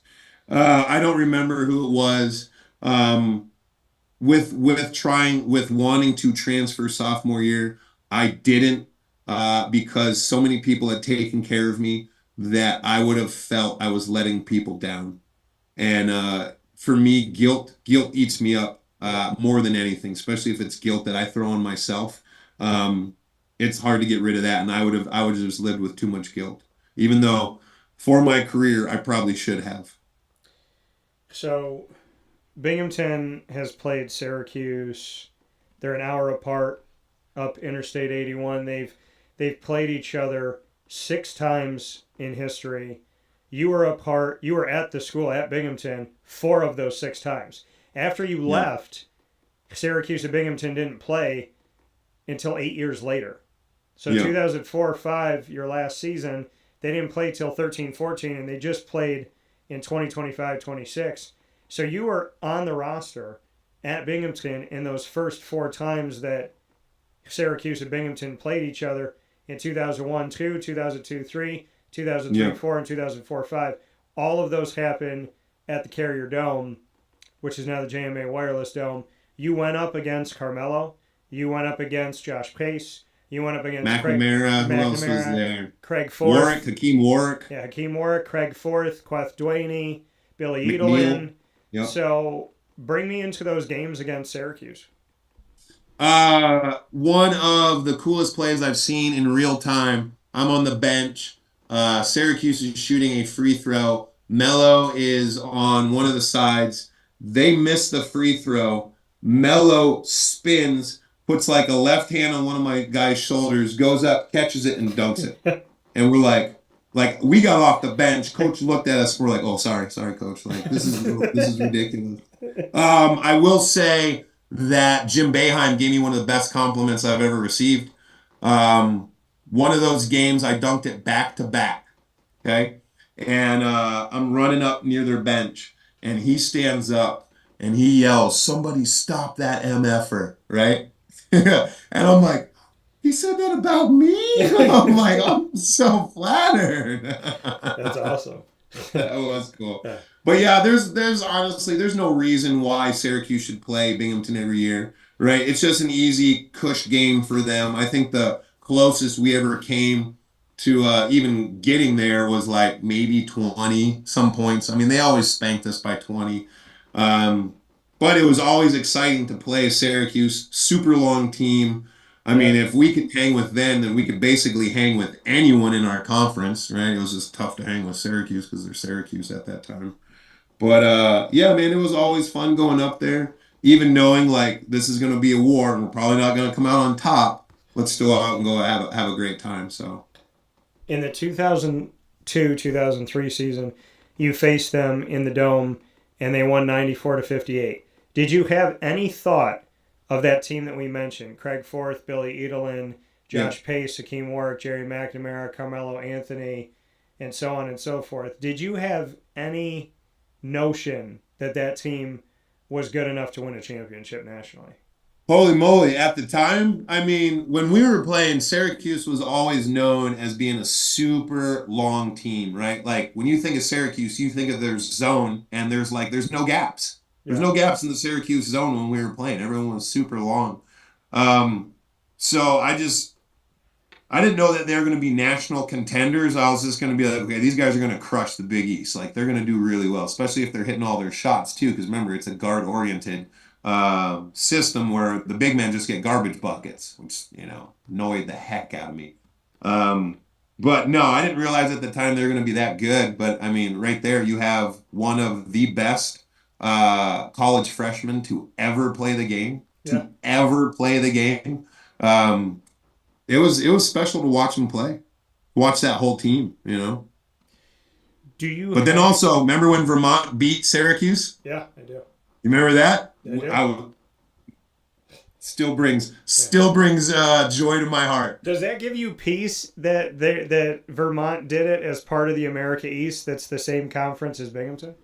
Yeah, of course. Now, as much as I didn't like Vermont and I wanted to beat them every year, right? But when they took down Syracuse, I mean, I was calling friends left and right. There was a text messages going out like, "Did you guys see this?" Oh yeah, that was pretty awesome. You went up against Craig Forth down low. Your thoughts on Craig Forth? Solid. Maybe not as skilled as he should have been, but also Syracuse didn't need him to be skilled. Yeah. Right? They just needed big bodies is what they needed for big guys. But yeah, he was a beast. He was a beast of a human being, man. Big old solid guy. Like, I was envious of the size. If I had that size, I mean, that's I hate that. I have people that come up to me and they're like, if I was your size, I'd be in the NBA. And I'm like, no, you weren't. You have no idea what it takes. Like, I came so close. Now, there's dudes where I look at, I'm like, man, if I was your size, I would have been in the league. And also, I understand how that goes. Yeah. Well, I mean, and you're both in academia now, which is funny. You and Craig Forth. Oh, what's he doing? I think he was. I want to say he was teaching. I think he's a principal now. Oh, wow. So good for him. That's awesome. So bring me into that. Being back in Alaska, you're teaching, you're helping today's future. What's that been like for you in this new chapter? When I first came back, I started doing basketball camps all over Alaska. I called it Power in the Paint. I would teach these high schoolers, when you come through the paint, certain moves, techniques to use. And then I worked at group homes for troubled kids. Even when I was in college, when I was playing pros, I would come back in the summers and work. So I started doing that over here. I started substitute teaching and running basketball camps just in the valley. It was more like comp teams and stuff like that. I became a teacher, and that pretty much took up all my time. So now I coach middle school sports. And working at that. This is my 6th year as a teacher. Yeah. Absolutely loving it. It's a blast, man. It's an absolute blast. Each day is different with middle schoolers, I'll tell you that. So I know you got to hop here in a second, so I want to be quick and respectful with this. We do a thing called rapid fire, where we get to put each other on the hot seat. You've been great about answering my questions. Normally we go back and forth. I'm going to let you do something players never get to do, which is ask the questions. You can ask me any 2 questions in the world. What do you got? Dan, what made you want to go to Binghamton, dude? I've had a love and a desire to just help the school. There was something inside of me years ago that was like, why not Binghamton? Why not come here? Why not do something special here? And when I first thought about building a plan in my company for schools, for colleges and universities, Binghamton was at the forefront of all of that, and that decision and that desire to do something for institutions. So I just stuck with it. I tried on and off for like 3 years, and I got a hold of Gene Marshall, the director of athletics there now, and we spent most of our meeting talking about who we are as people, our faith in God, and what we believe in and what we care about. Very little about the actual partnership essence, and more about, do I want to work with this person? And 3 years fighting to get in, and now we're in year 3 of doing it together. So awesome. God's been really, really good to me, and anybody that knows me knows I give. That was going to lead into my second question. My second question is, how's your relationship with the Lord? Because all this is going to come down. All this is going to end. It all matters about your relationship with the Lord, sir. Yeah. The most important, the first, the second, the third, the 8th, the 12th, the everything to me. There is no me without God. I would be gone. Same here. I tell people this all the time, and people might think it's morbid, but I'm like, I would have been dead without him. I would have given up. I would have lost my grip on life. I would have not known myself, been a better version of myself. He challenges me every day. And, he does walk with me. He does walk ahead of me and clear my path. Though I walk through the valley of the shadow of death, I fear no evil because he is with me. He has set a table for me in front of my enemies. And, I pray to dwell in the house of the Lord forever. So, I love it, Dan. I can tell you I can't hide.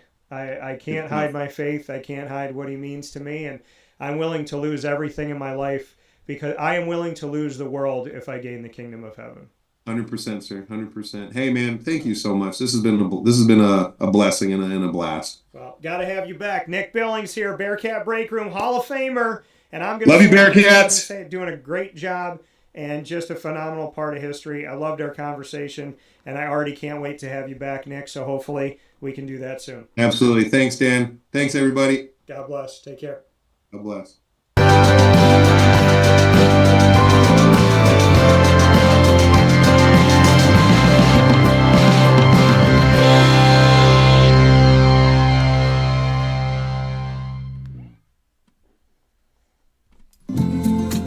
Looking for your next ride? Look no further than Great Lakes Honda City, located on 7140 Henry Clay Boulevard in Liverpool, New York. Serving our community for decades, their new and pre-owned vast array of vehicles are available to you Monday through Saturday on site. To search from home, shop at GreatLakesHondaCity.com. Call 315-365-5576 to set up an appointment. That's 315-365-5576 for Great Lakes Honda City, 7140 Henry Clay Boulevard in Liverpool, New York. Great cars, great people, Great Lakes.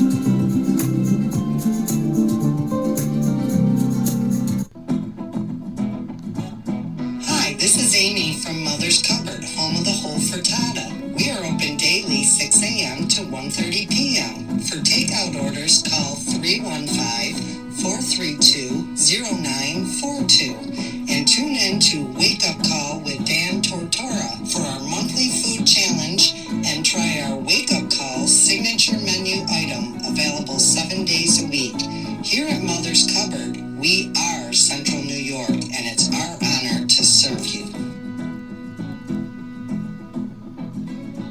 Ma and Pa's Kettle Corn and Popcorn Factory remind us that every day is worth celebrating at 201 7th North Street in Liverpool, New York. Open Monday through Saturday in-store and always online at maandpaspopcorn.com. Serving our Central New York community and beyond, order anywhere, anytime at maandpaspopcorn.com. Stop in to get a tin at Ma and Pa's on 201 7th North Street in Liverpool, New York to get your half-price refills for the rest of your life. Come to Ma and Pa's for your holiday gift giving for family, friends, employees, and clients. And remember, for fundraising and events, to call 315-450-6272. That's 315-450-6272. Ma and Pa's Kettle Corn and Popcorn Factory. How corny are you? This is Jim Sikowski, owner-operator of Chick-fil-A Cicero, 7916 Brewerton Road in Cicero, right in front of the Home Depot.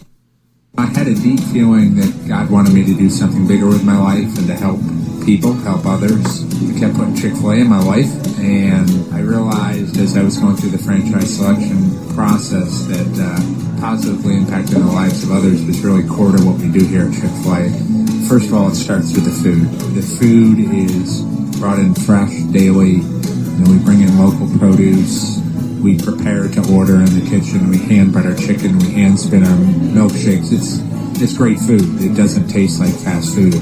I think the second thing is the way people feel when they come in a Chick-fil-A restaurant. It's different. We try to treat people with intentional kindness here, which is very different and deeper than good customer service. And so I think it feels remarkable for most people to come in a Chick-fil-A restaurant. And then lastly, the impact that we try to have in the community is very different. It's a big part of the expectation of every operator of a Chick-fil-A restaurant is that they're actively engaged in their community, they're a leader in the community, and they're making a difference. When they realize that what we're striving to do is to shine a little light in their life, that's a very, very different experience than you will have in any other quick service restaurant. And it's that remarkable experience that I think people will emotionally connect with. And now a message from Myers Creek Brewing Company, with locations at their Cazenovia Farm Brewery, Syracuse Inner Harbor Tap Room, and soon-to-be Lake Placid Tap Room. Well, I think first and foremost, the Feldmeyer family and our team are extremely passionate about what we do. We care very much about what we do. The Feldmeyer family is always investing. Our taproom management team, our brew management team, our marketing management team, and all of the team members that get after it every day, they leave it on the field. They put their heart and soul into it. I know for a fact that everyone that works at Myers Creek wants to be there, and we want them to be there. You know, we want them to feel good about their job. And again, if you've never been to a Myers Creek, especially to the brewery, I mean, I want your eyes to open really big. I want you to see how big of a brand this is. I want you to see where we're going. The sky is the limit, and I feel very proud of that, and I'm very excited about that. When you think of designing a menu for a brewery, it's kind of open to a lot of different interpretations. I mean, you can do American, you can do Asian, you can do Italian, and you just have to find, you know, how that meets that pub style dining experience, that gastropub vibe. And I think it's super fun for us because obviously we know that, you know, everyone in the world's gonna sell a pizza or a burger or a french fry, but what can we do to be different? And what can we do to be true to who we are? We are a brewery, you know, a brew pub. So the flavor profiles are kind of all over the place. place. And I think it's super cool that we have a massive smoker at the brewery in Cazenovia, and we smoke a lot of our products. A delicious smoked turkey. We have barbecue ribs on Sundays. From a pulled pork sandwich to a chicken wing, you go to the Inner Harbor and you go to the Kaz location and you'll find similarities in the menu, but also things that are a little different and also kind of fit those different demographics or different communities, and also hopefully just drive you to try every tap room that we have open at some point, because you get a little something different at each one. We understand how hard it is to work every day and get after it every day, and when you're done at the end of your day, you want to go out and put your feet up in a good ambiance and good environment. So we take pride in that. We make sure that everyone knows that they're very much valued to us.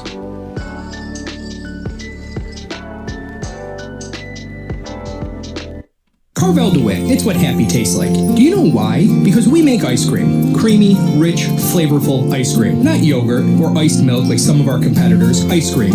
Fresh, by hand, daily. For the calorie conscious, we have something new for you. Our new Carvelite. Same great flavor, creaminess, and texture of our regular ice cream with only 35 calories an ounce. So whether you want an ice cream cake, flying saucer, dasher, carvalanche, hard or soft ice cream, we will satisfy your craving with our fresh, handmade regular or new Carvelite ice cream. Carvel DeWitt. It's what happy tastes like. The Wildcat Sports Pub in Camillus, New York is located on 3680 Milton Avenue in the Home Depot Plaza. It is your family-friendly sports bar and restaurant. Folks, some sports bars aren't family-friendly. Some family-friendly restaurants are not sports bars. The Wildcat Sports Pub in Camillus, New York is proud to be both. It is that marriage that you've been looking for years. The Wildcat Sports Pub is your home base for your sports bar and restaurant needs, games for the kids, indoor and outdoor activities, and enough things on the menu to come back every single week and get to try something new. They're open Sundays from noon to 8 p.m., Monday through Wednesday, 11 a.m. to 11 p.m., and Thursday through Saturday from 11 a.m. to midnight. For reservations and party information, call 315-487-2222 for the Wildcat family-friendly sports pub and restaurant.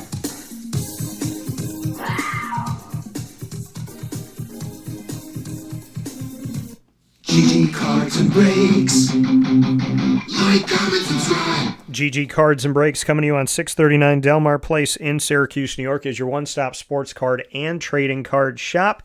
Go and be a big kid every single week, Tuesday through Saturday from 10 to 6, Sundays from 10 to 5, right off of Teal Ave. You'll find singles, graded cards, packs, boxes. You'll never know what's going to be in the display case or what's up on the wall ready to buy. They're constantly bringing in new product, and new product is constantly going out. They have the nostalgia meets new of, going in there and finding Michael Jordan, Kobe Bryant, John Elway, Dan Marino, and then finding your favorites of today. It's all while supplies last, and it helps us stay big kids. There's something special about going to GG Cards and Breaks, so make sure you head over there today to 639 Delmar Place in Syracuse, New York, and let them know that DT sent you their way. Big time shout out to Chick-fil-A in DeWitt. Chick-fil-A in DeWitt on the corner of Bridge Street and Erie Boulevard. You can't miss it. It's a giant brick building, double drive-through, massive parking lot, plenty of space inside, and available for catering as well as fundraising. Megan Sorber and her team are ready to meet you today with all of the nostalgia favorites that we have going on at Chick-fil-A right now. Chick-fil-A in DeWitt, celebrating nostalgia, new spins on nostalgia that you have at Chick-fil-A. So your original spicy and grilled chicken sandwiches, you can now get them as the Jalapeno Ranch Club Chicken Sandwich, as an original, as a spicy, or as a grilled. And of course, you can get their strawberry hibiscus beverages as well by going to Chick-fil-A in DeWitt on the corner of Bridge Street and Erie Boulevard. We look forward to seeing you there. With that being said, here on Wake Up Call with Dan Tortora inside the Great Lakes Honda City Studios, it is now time for us to get to our final piece of every Tuesday's broadcast, which are the ingredients to success, proudly presented by the wonderful team at Avicolli's. Avicolli's is open 7 days a week, and they'd love to see you Monday through Saturday for lunch, dinner, and drinks. Of course, if you're going to drink responsibly, and only if you are of age. Avicolli's is on 7839 Oswego Road in Liverpool, New York, on the corner of Route 57 and Wetzel Road. You can stand at the corner and look right down the road in Sea Liverpool High School. It's within walking distance. Avicolli's is also our monthly home of our Liverpool athletic broadcasts, as they are right there down the road in the community. And we look forward to seeing you at our next Liverpool event. Stay close to our social media to find out when it's going to happen. Today's topic for the ingredients to success, proudly presented by Avicolli's, where you can order online at myavicollis.com. Whose approval do you need? In today's world, we're seeking approval, are we not? We want people to like us. And why is that? Well, because social media has a like button. YouTube has a like button. Facebook has a like button. You have the heart button, the like button on X. You have it on Instagram, right? We want likes. The subliminal messaging of, I want somebody to like me. I want somebody to approve of me. Do they approve of what I'm wearing? Do they approve of my new hairstyle? Do they approve of my tattoo? Do they approve of my earrings? Do they approve of my suit? Do they approve of my job? Do they approve of my smile? We're seeking everybody's approval in today's world, and it's a dangerous road, because you really don't need anybody's approval to live your life. I don't know what's in style. I never do, because I have my own. I wear what I want to wear. If I feel like wearing a Marvel shirt, I'm going to wear a Marvel shirt. I don't think you can be too old to do that. It's what I like. If I want to wear a Black Panther shirt celebrating Marvel's character and Chadwick Boseman, I'm going to do it. If I want to wear Spider-Man, I'm going to do it. If I want to wear a Syracuse jersey, I'm going to do it. If I want to wear my suit like yesterday, I'm going to do that too. So, whose approval do you really need? Nobody's is the answer. But we seek it, right? I've spent most of my life, most of 40 plus years, caring about what other people think. I'm not going to lie. I'm not going to sugarcoat it. I've cared. I've cared what other people thought of me. Does she like me? Does he think that I'm this? Does she think that I'm that? Would they hire me? Would they work with me? You know, like, do they? Why? Why? You're not going to be everybody's cup of tea. You could be an attractive person and someone could be unattracted to you. You could be a great singer and somebody could hate your voice. You know, there's comedians out there that I think are hilarious, and I've had friends tell me I can't watch this comedian. Like, they play the same role in every movie. I'm sick and tired of it. They're not funny to me. I'm not watching it.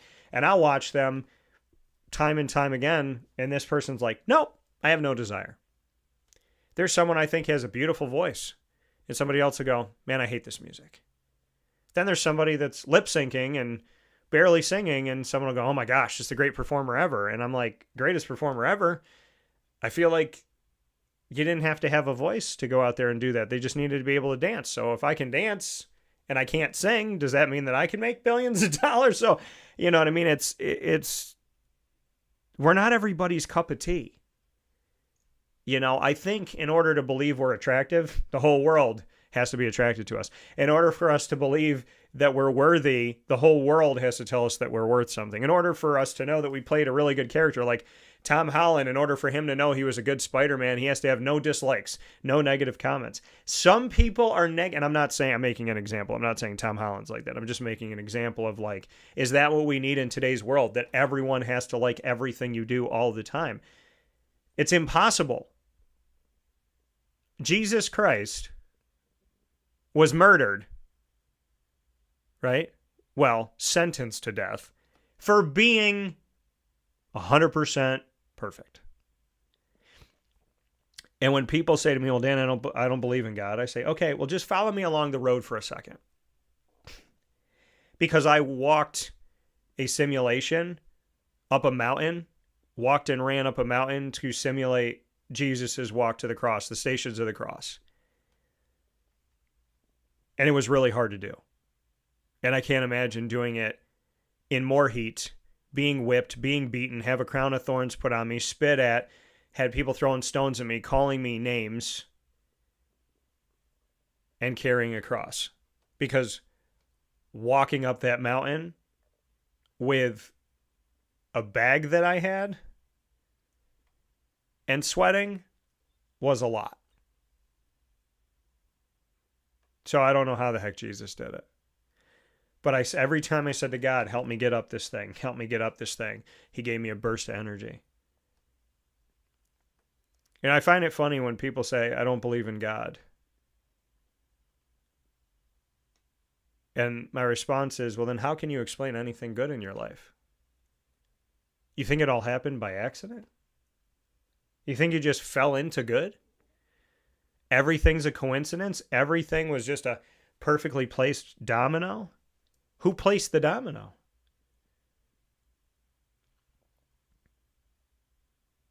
You know, my parents aren't together, but they both tell me you're the greatest thing that ever happened to me.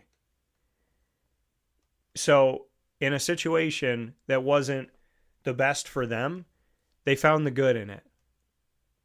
You don't think that God divinely was like, hey, you guys have to be together in order to have this son of yours because he's a part of both of you. And I'm not sitting here saying I'm perfect. I'm saying my parents wouldn't have had me if they weren't together. They might have had children, but it wouldn't have been me. So not everything works out the way we want it to, but look at all the beauty. I know a bunch of people who have children and they're not with the person they had the children with, and they love those children. And they would have never had those children if not for that. So even though that wasn't the right situation, look at the beauty and the majesty that came from it. You know, I have people in my family that are married and they're amazing together. But that wasn't their first marriage. They had to go through hell in order to find heaven. So what am I getting at here?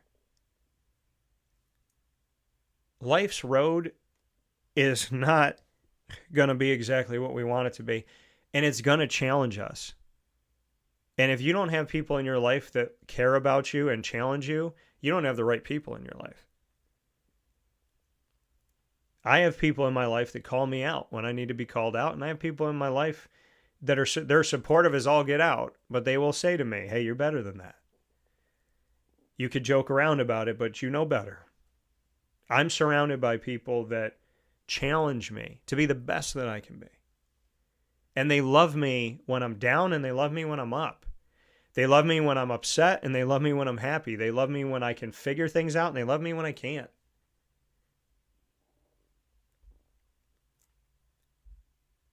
They're never asking me to earn their approval.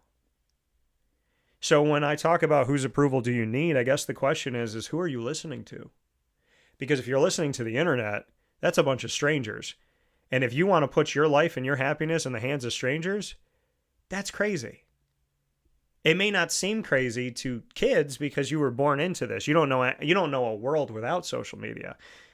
But people on social media, they don't know you. And you don't know why they are the way they are. But then let's take people that you know. I couldn't help but think about Psalm 23 yesterday when I was sitting in a room where inside of Psalm 23 it says, He, speaking of God, He prepareth a table for me in front of my enemies. I couldn't help but feel that yesterday in a room that I was in. I also thought of a Drake line from a song, my enemies want to be friends with my other enemies, I don't let it get to me. My enemies want to be friends with my other enemies, I don't let it get to me. Whose approval do you need? I want you to think about it. Who are you looking to find approval? I had somebody tell me this before. They're like, you're in the entertainment industry. Don't you want our approval? Like, don't you need that? Your listenership? Like, don't you like, isn't that like a big part of what you do is seeking our approval? And I was like, no. Like, what do you mean? I said, I don't seek your approval. I seek God's approval. That's why when people tell me they don't believe in God, I'm like, maybe just try for a week. Just try. Try to look at things a little bit differently. Look at the trees blooming a little bit differently. Look at the rain that was needed a little bit differently. Look at the bird outside your window instead of being like, oh my gosh, it was chirping at 5 a.m. Look at how beautiful that bird is. Or how that bird was chirping for 3 weeks and all of a sudden there's another bird with it and there's a nest. So that bird might have been annoying you when that bird was looking for the love of their life. And that bird was singing a song, seeing what other bird could match pitch to know that that was their bird. That's their other one. That's their better half. See, things in life can be looked at differently. And I think a really easy way to do it is when you believe in God. I couldn't be here today if I didn't believe in God. I wouldn't have been. I would have given up. I'm not being morbid. I'm being honest. I would have given up. I went through stuff in my life and I struggled. I struggled to figure things out. And I leaned on God. I just fell into his arms, cried on his shoulder, laid on the floor. And he found me where I was at. So when people say, Dan, I like the person you are, but I'm not a big fan that you believe in God, I wouldn't be this person if I didn't. If you like me, well, you like him a little bit too, I guess. And I always come back to this thing is what's wrong with praying? It doesn't hurt anybody. What's wrong with believing in God? It doesn't hurt anybody. Religion, sometimes that can hurt people. But a relationship with God, with your maker, don't you want to go somewhere when you go? You think this is it? You think this is it. When you die, this is it. You're never going to see your grandparents again.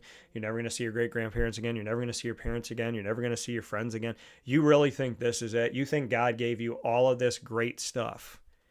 And he's like, yeah, when you're done, you just become dirt for worms. You think that that was the plan? Some people do. I don't.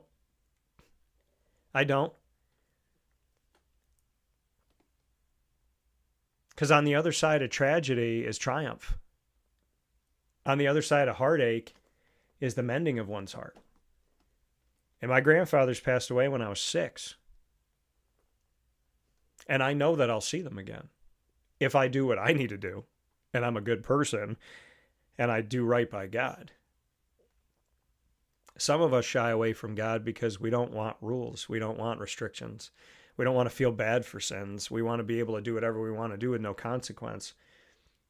So it's not really that we don't believe in God. It's that we don't want to believe in his punishment, right? We don't want to know that there's a parent out there.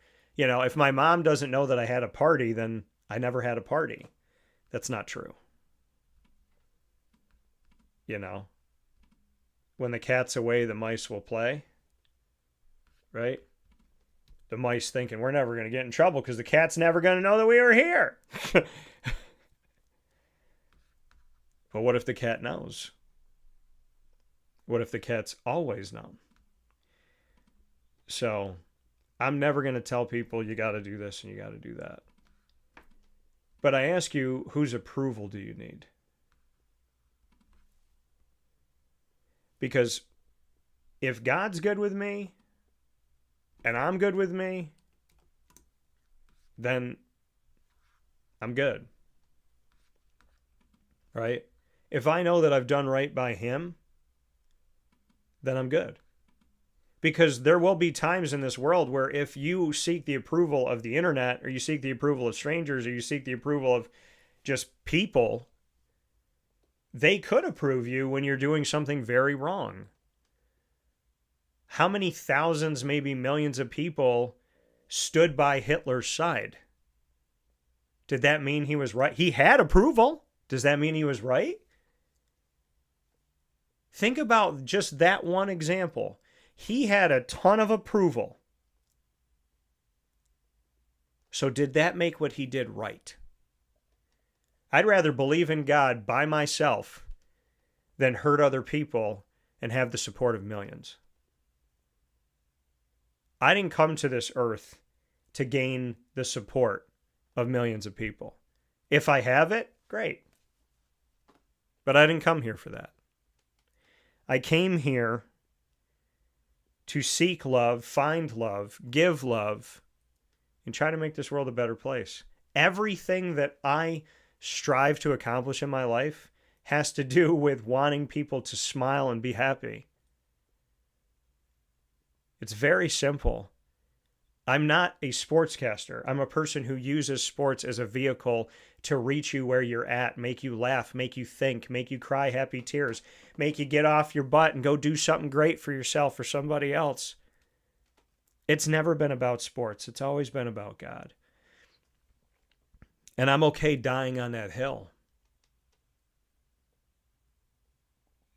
What's the phrase? If I lose the world and gain the kingdom of heaven, what have I lost? So I may be coming to you today where you don't believe in God, you do believe in God, or you kind of don't know. And that's okay. But I ask you to really ponder what a life would be like with God as opposed to one without Him. And if you're not seeking the approval of God, whose approval do you seek? Because you're never going to make everybody happy. And you could do everything right and it could still be wrong. And you could do everything wrong and people could perceive it as right. That's why when people talk about conscience, compass, to me that's God. Because if person A tells me I'm wrong when I'm right, and person B tells me I'm right when I'm wrong, right? I mean, how can I trust that? But God's never going to tell me I'm right when I'm wrong, or I'm wrong when I'm right. That feeling in my gut, that sensation, that no, we all have it. We try to bury it, but we all have it. We know when we're wrong. We know. Those people that are like, you got to tell me when I'm wrong. That's a cop-out. You have to break it down for me so I can understand. No. Because the funny thing is, when you're wrong, when they think you're wrong, they know with extreme clarity. But when they're wrong, they need you to write a thesis paper to explain and try and get them to believe you. But when you're wrong, they're right on it. How can somebody be so good about finding somebody else wrong but not themselves? Stay away from those people.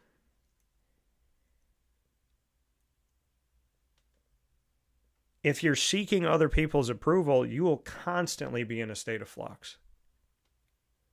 Constantly. You will spend your entire life just trying to please other people. Here's the thing. If you're yourself, if you know that you're leading with a pure heart and good intentions, you have nothing to apologize for. We're all different, but if you lead with a pure heart and good intentions, you have nothing to apologize for. So if you are yourself and it's not good enough, but you led with a pure heart and good intentions, those aren't your people. We have to get out of the habit of needing the majority. Well, 3 people love me, but I need 70. Well, 70 people love me, but I need 900. Right? That constant quest for more. More. It's never good enough. I'm the type of person that if I tell you that I care about you, and I never say it again, you never have to question it. Unless I say, I no longer care. If I tell you today, Tuesday, March 31st, I care about you, know that. Know that on April 1st, April 2nd, April 15th, April 21st. Know it in May. Know it in December. Know it in 2029. Know it in 2037. If I tell you right now today that I care, and I do not tell you at any other point that I don't, I do. I do. And some people need to hear it all the time. Some people need the reassurance that you're there. Not because you're failing, not because you're not good enough, but maybe they've been through a lot. Maybe they've suffered through a lot. Maybe it's hard for them to think they have value because they haven't been valued. And other people, you can tell them once and that's all they need. We're all different. But again, when has the world failed? When we have loved hard, loved consistently, loved diligently, and loved without boundaries.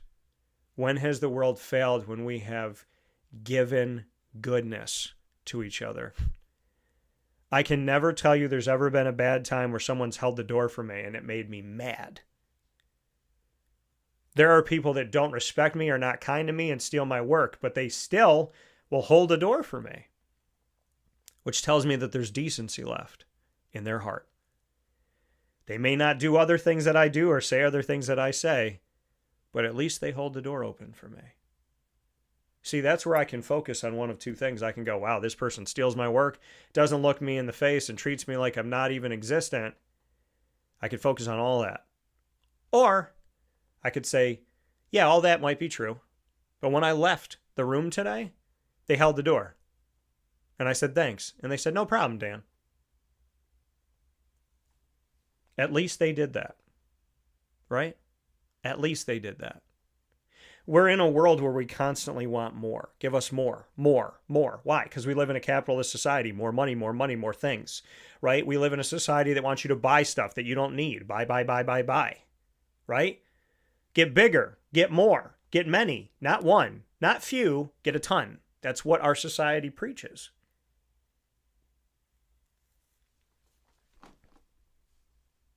But why?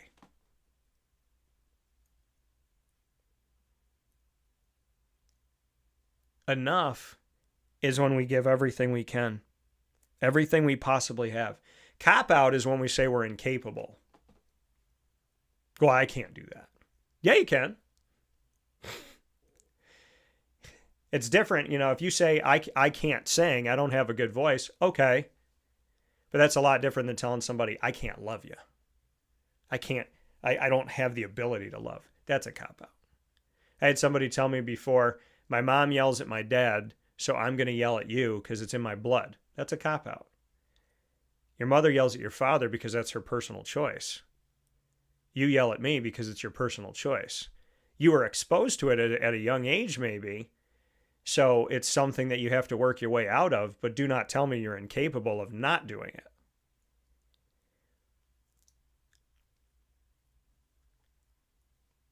We have to really start thinking about, are we leading with a pure heart and good intentions? Are we doing things? Are we not doing things because we're incapable of them, or are we not doing them because we're afraid? Most of this world lives in fear.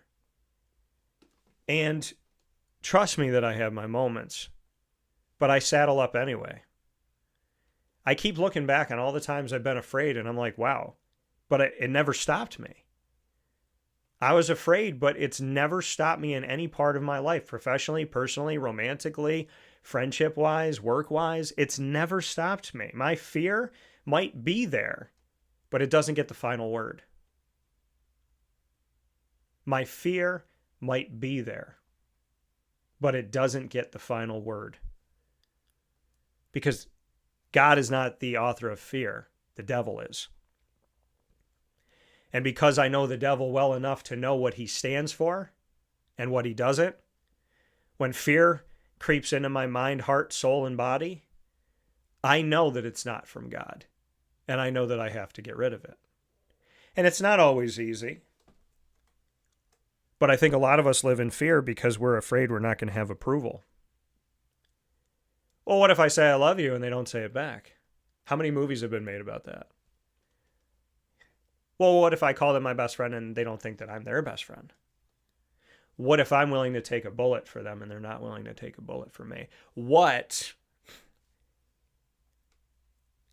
if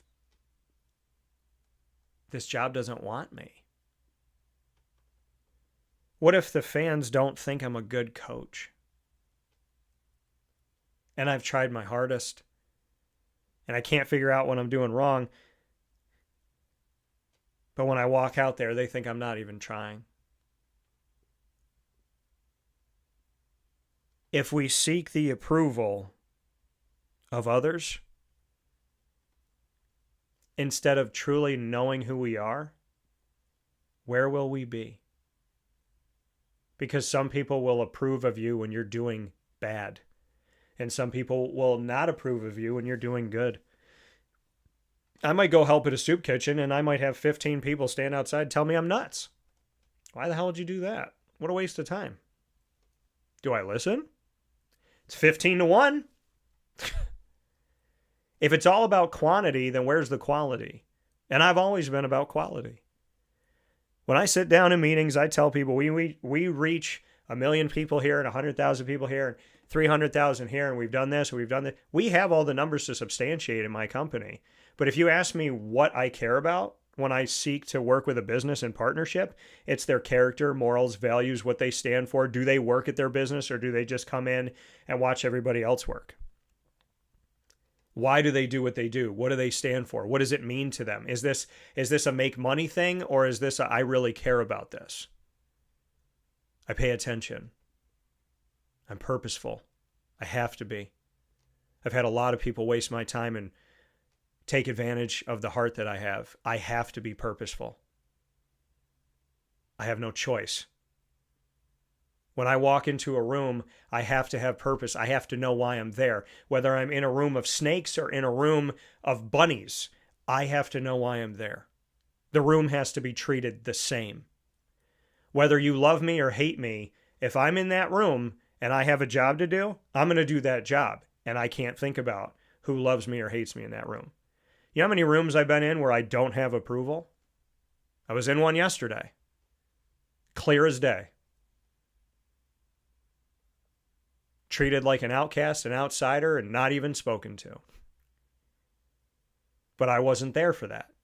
I was there to do a job. I was there for something else, for someone else. And I succeeded in what I intended to do. Once you stop living for approval, you can start understanding that if you live with purpose, a pure heart, and good intentions, you will never fail those that truly value you. These have been the ingredients to success, proudly presented by the wonderful team at Avicolli's. Go and see them today and every day for lunch, dinner, and drinks at 7839 Oswego Road in Liverpool, New York. And of course, you can order online at myavicollis.com. That's myavicollis.com. And you can call for takeout, delivery, and catering at 315-622-5100. That's 315-622-5100. We'll take our final step aside, and we'll wrap things up right after this, where sports meets life on Wake Up Call with Dan Tortora inside the Great Lakes Honda City Studios. Avicolli's restaurant, located on 7839 Oswego Road in Liverpool, New York, has been serving our community for decades. Your place to go for home cooking on the corner of Route 57 and Wetzel Road is just minutes from Liverpool High School. And every single month, Wake Up Call with Dan Tortora is on site, on location, with Liverpool sports, student athletes, coaches, and administration telling their stories throughout the year. We look forward to seeing you on site at Avicolli's for their casual pizza side, their fine dining, as well as their bar. And of course, you can order online at myavicollis.com. That's myavicollis.com. For takeout, delivery, and catering, call 315-622-5100. That's 315-622-5100. Come on into the neighborhood spot Avicolli's, open 7 days a week in Liverpool, New York.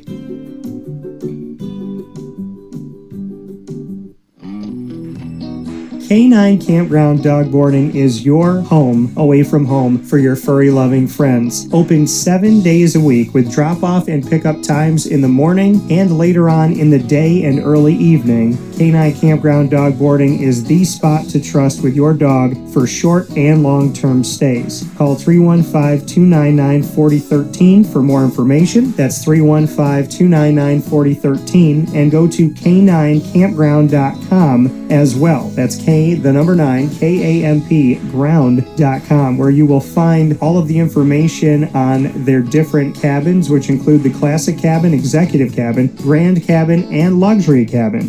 K9 Campground Dog Boarding, where your dog will have indoor and outdoor areas as well as their own private cabin for any size, any breed, as well as dogs with different needs. Dog parents and dogs alike choose K9 Campground Dog Boarding. Isn't that right, Lily?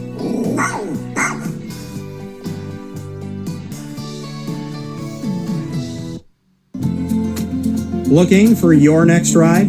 Look no further than Great Lakes Honda City, located on 7140 Henry Clay Boulevard in Liverpool, New York. Serving our community for decades, their new and pre-owned vast array of vehicles are available to you Monday through Saturday on site. To search from home, shop at GreatLakesHondaCity.com. Call 315-365-5576 to set up an appointment. That's 315-365-5576 for Great Lakes Honda City, 7140 Henry Clay Boulevard in Liverpool, New York. Great cars, great people, Great Lakes.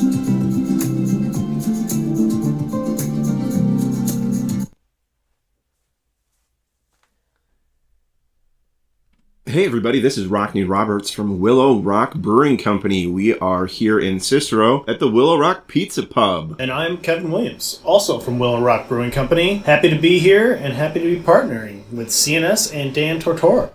You want some place where you can feel comfortable and hopefully ingratiate yourself with the community. And Kevin, he grew up right down the road from here. I grew up in Brewerton, so not too far away. We know the area, we know the people, they're great, and we were just really excited to be able to come to the area. Yeah, and having the opportunity to meet some of these coaches, some of the people in general already, and seeing the CNS colors kind of around, and already partnering on a smaller level with individual teams really made this make sense to us to really formalize kind of a partnership with the school and get this rolling. You know, Willow Rock to me has always been about high quality beverages, high quality experiences, and now high quality food in our pizza pub. You know, that was something new for us when we came to Cicero. Right from the drop, we knew we were going to have a focus on the highest quality food to go with our high quality beer. At the Willow Rock Pizza Pub, you're getting high quality, hand cut, top notch ingredients. We're open for lunch. That's a really important thing for us, is to be able to get that person in here like, hey, you only got 30 minutes for lunch,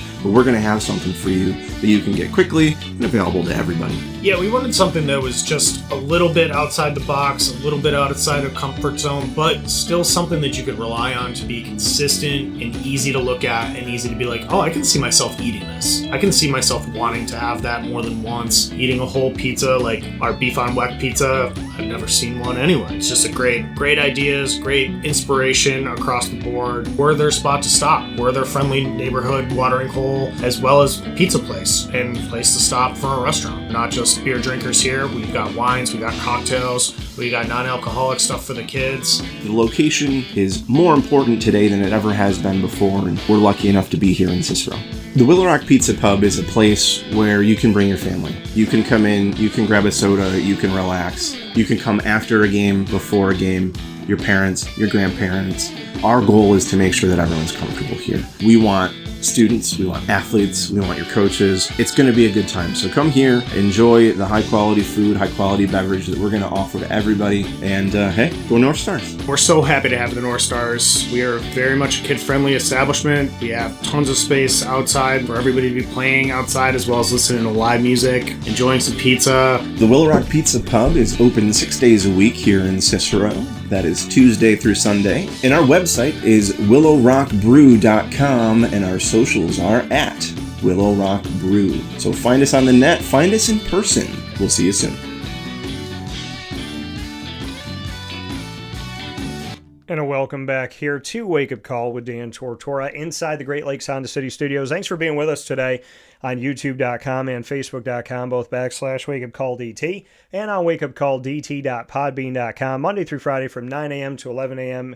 Eastern Time and beyond. Of course, Amazon Music, Audible, iHeartRadio, iTunes, and Apple Podcasts, Player FM, Podbean, Podchaser.com, Podvine, Spotify, TuneIn, and YouTube. All you got to do is search Wake Up Call with Dan Tortora, or one word, Wake Up Call DT. Many thanks to our Central and Upstate New York partners, Great Lakes Honda City, Carvel DeWitt, Mon Paz, the snack capital of the world. Perfect place to get your Easter basket and to put together your Easter basket on 201 7th North Street in Liverpool, New York. That is Ma and Paz. The Wildcat Sports Pub, GG Cards and Breaks, Bryan's Landing, Game Point Sports Complex, Chick-fil-A Cicero, Pizza Man, Canine Camp Dog Daycare, Myers Creek, Chick-fil-A in DeWitt, Avicolli's, Canine Campground Dog Boarding, Mother's Cupboard, Willow Rock, who you just heard from, the Brewing Company, and Pizza Pub. And of course, we are the exclusive multimedia marketing partner of your... Oh, and Pizza Man. If I didn't say Pizza Man, I'm going to say Pizza Man. We'll see you there soon. We are the exclusive multimedia marketing partner of your Binghamton University Bearcats. Find your Bearcats every single Tuesday, like today, around 10 a.m. Eastern Time, with student athletes, coaches, administration, and alumni celebrating the story of Nick Billings. It is now up already, and you can go and view it on X. That's X, the former Twitter, at CallDT, CALLDT, for the special with Nick Billings. Don't miss a moment of it. Find all of our content with Binghamton by going to youtube.com/wakeupcalldt. Click subscribe, hit the notification bell. Find the Binghamton playlist. The Bearcats are also on wakeupcalldt.com's homepage and underneath the exclusive partners tab. For more information, go to binghamtonbearcats.com and go Bearcats. I want to thank you for being a part of the show today. I want to thank Syracuse for opening the door and letting us be there for Gerry McNamara, including myself, to celebrate that moment. Shout out and congratulations once again, Gerry, from me to you and to your family, all of your loved ones. God bless, and I can't wait to see this era begin with you and your staff and your student athletes. So God bless to Syracuse and to Gerry McNamara and, of course, to the city. Big time shout out and God bless to Nick Billings and the Binghamton University Bearcats. And shout out to Nick for sharing and being candid and so open and honest. I pray that your story only gets better and that we continue to stay connected with each other. And a big time shout out to the ingredients to success from Avicolli's. Whose approval do you need? Nobody. that is a reference to Keith Sweat, baby. So with that being said, have a wonderful day. Find us on Facebook at WakeUpCallDT, X at CallDT, and Instagram at WakeUpCall_DT. God bless. No stress. Do your best. Have a wonderful day. Stay safe from the Great Lakes Sound City Studios. We will be with you tomorrow by the grace of God. I'll talk to you soon.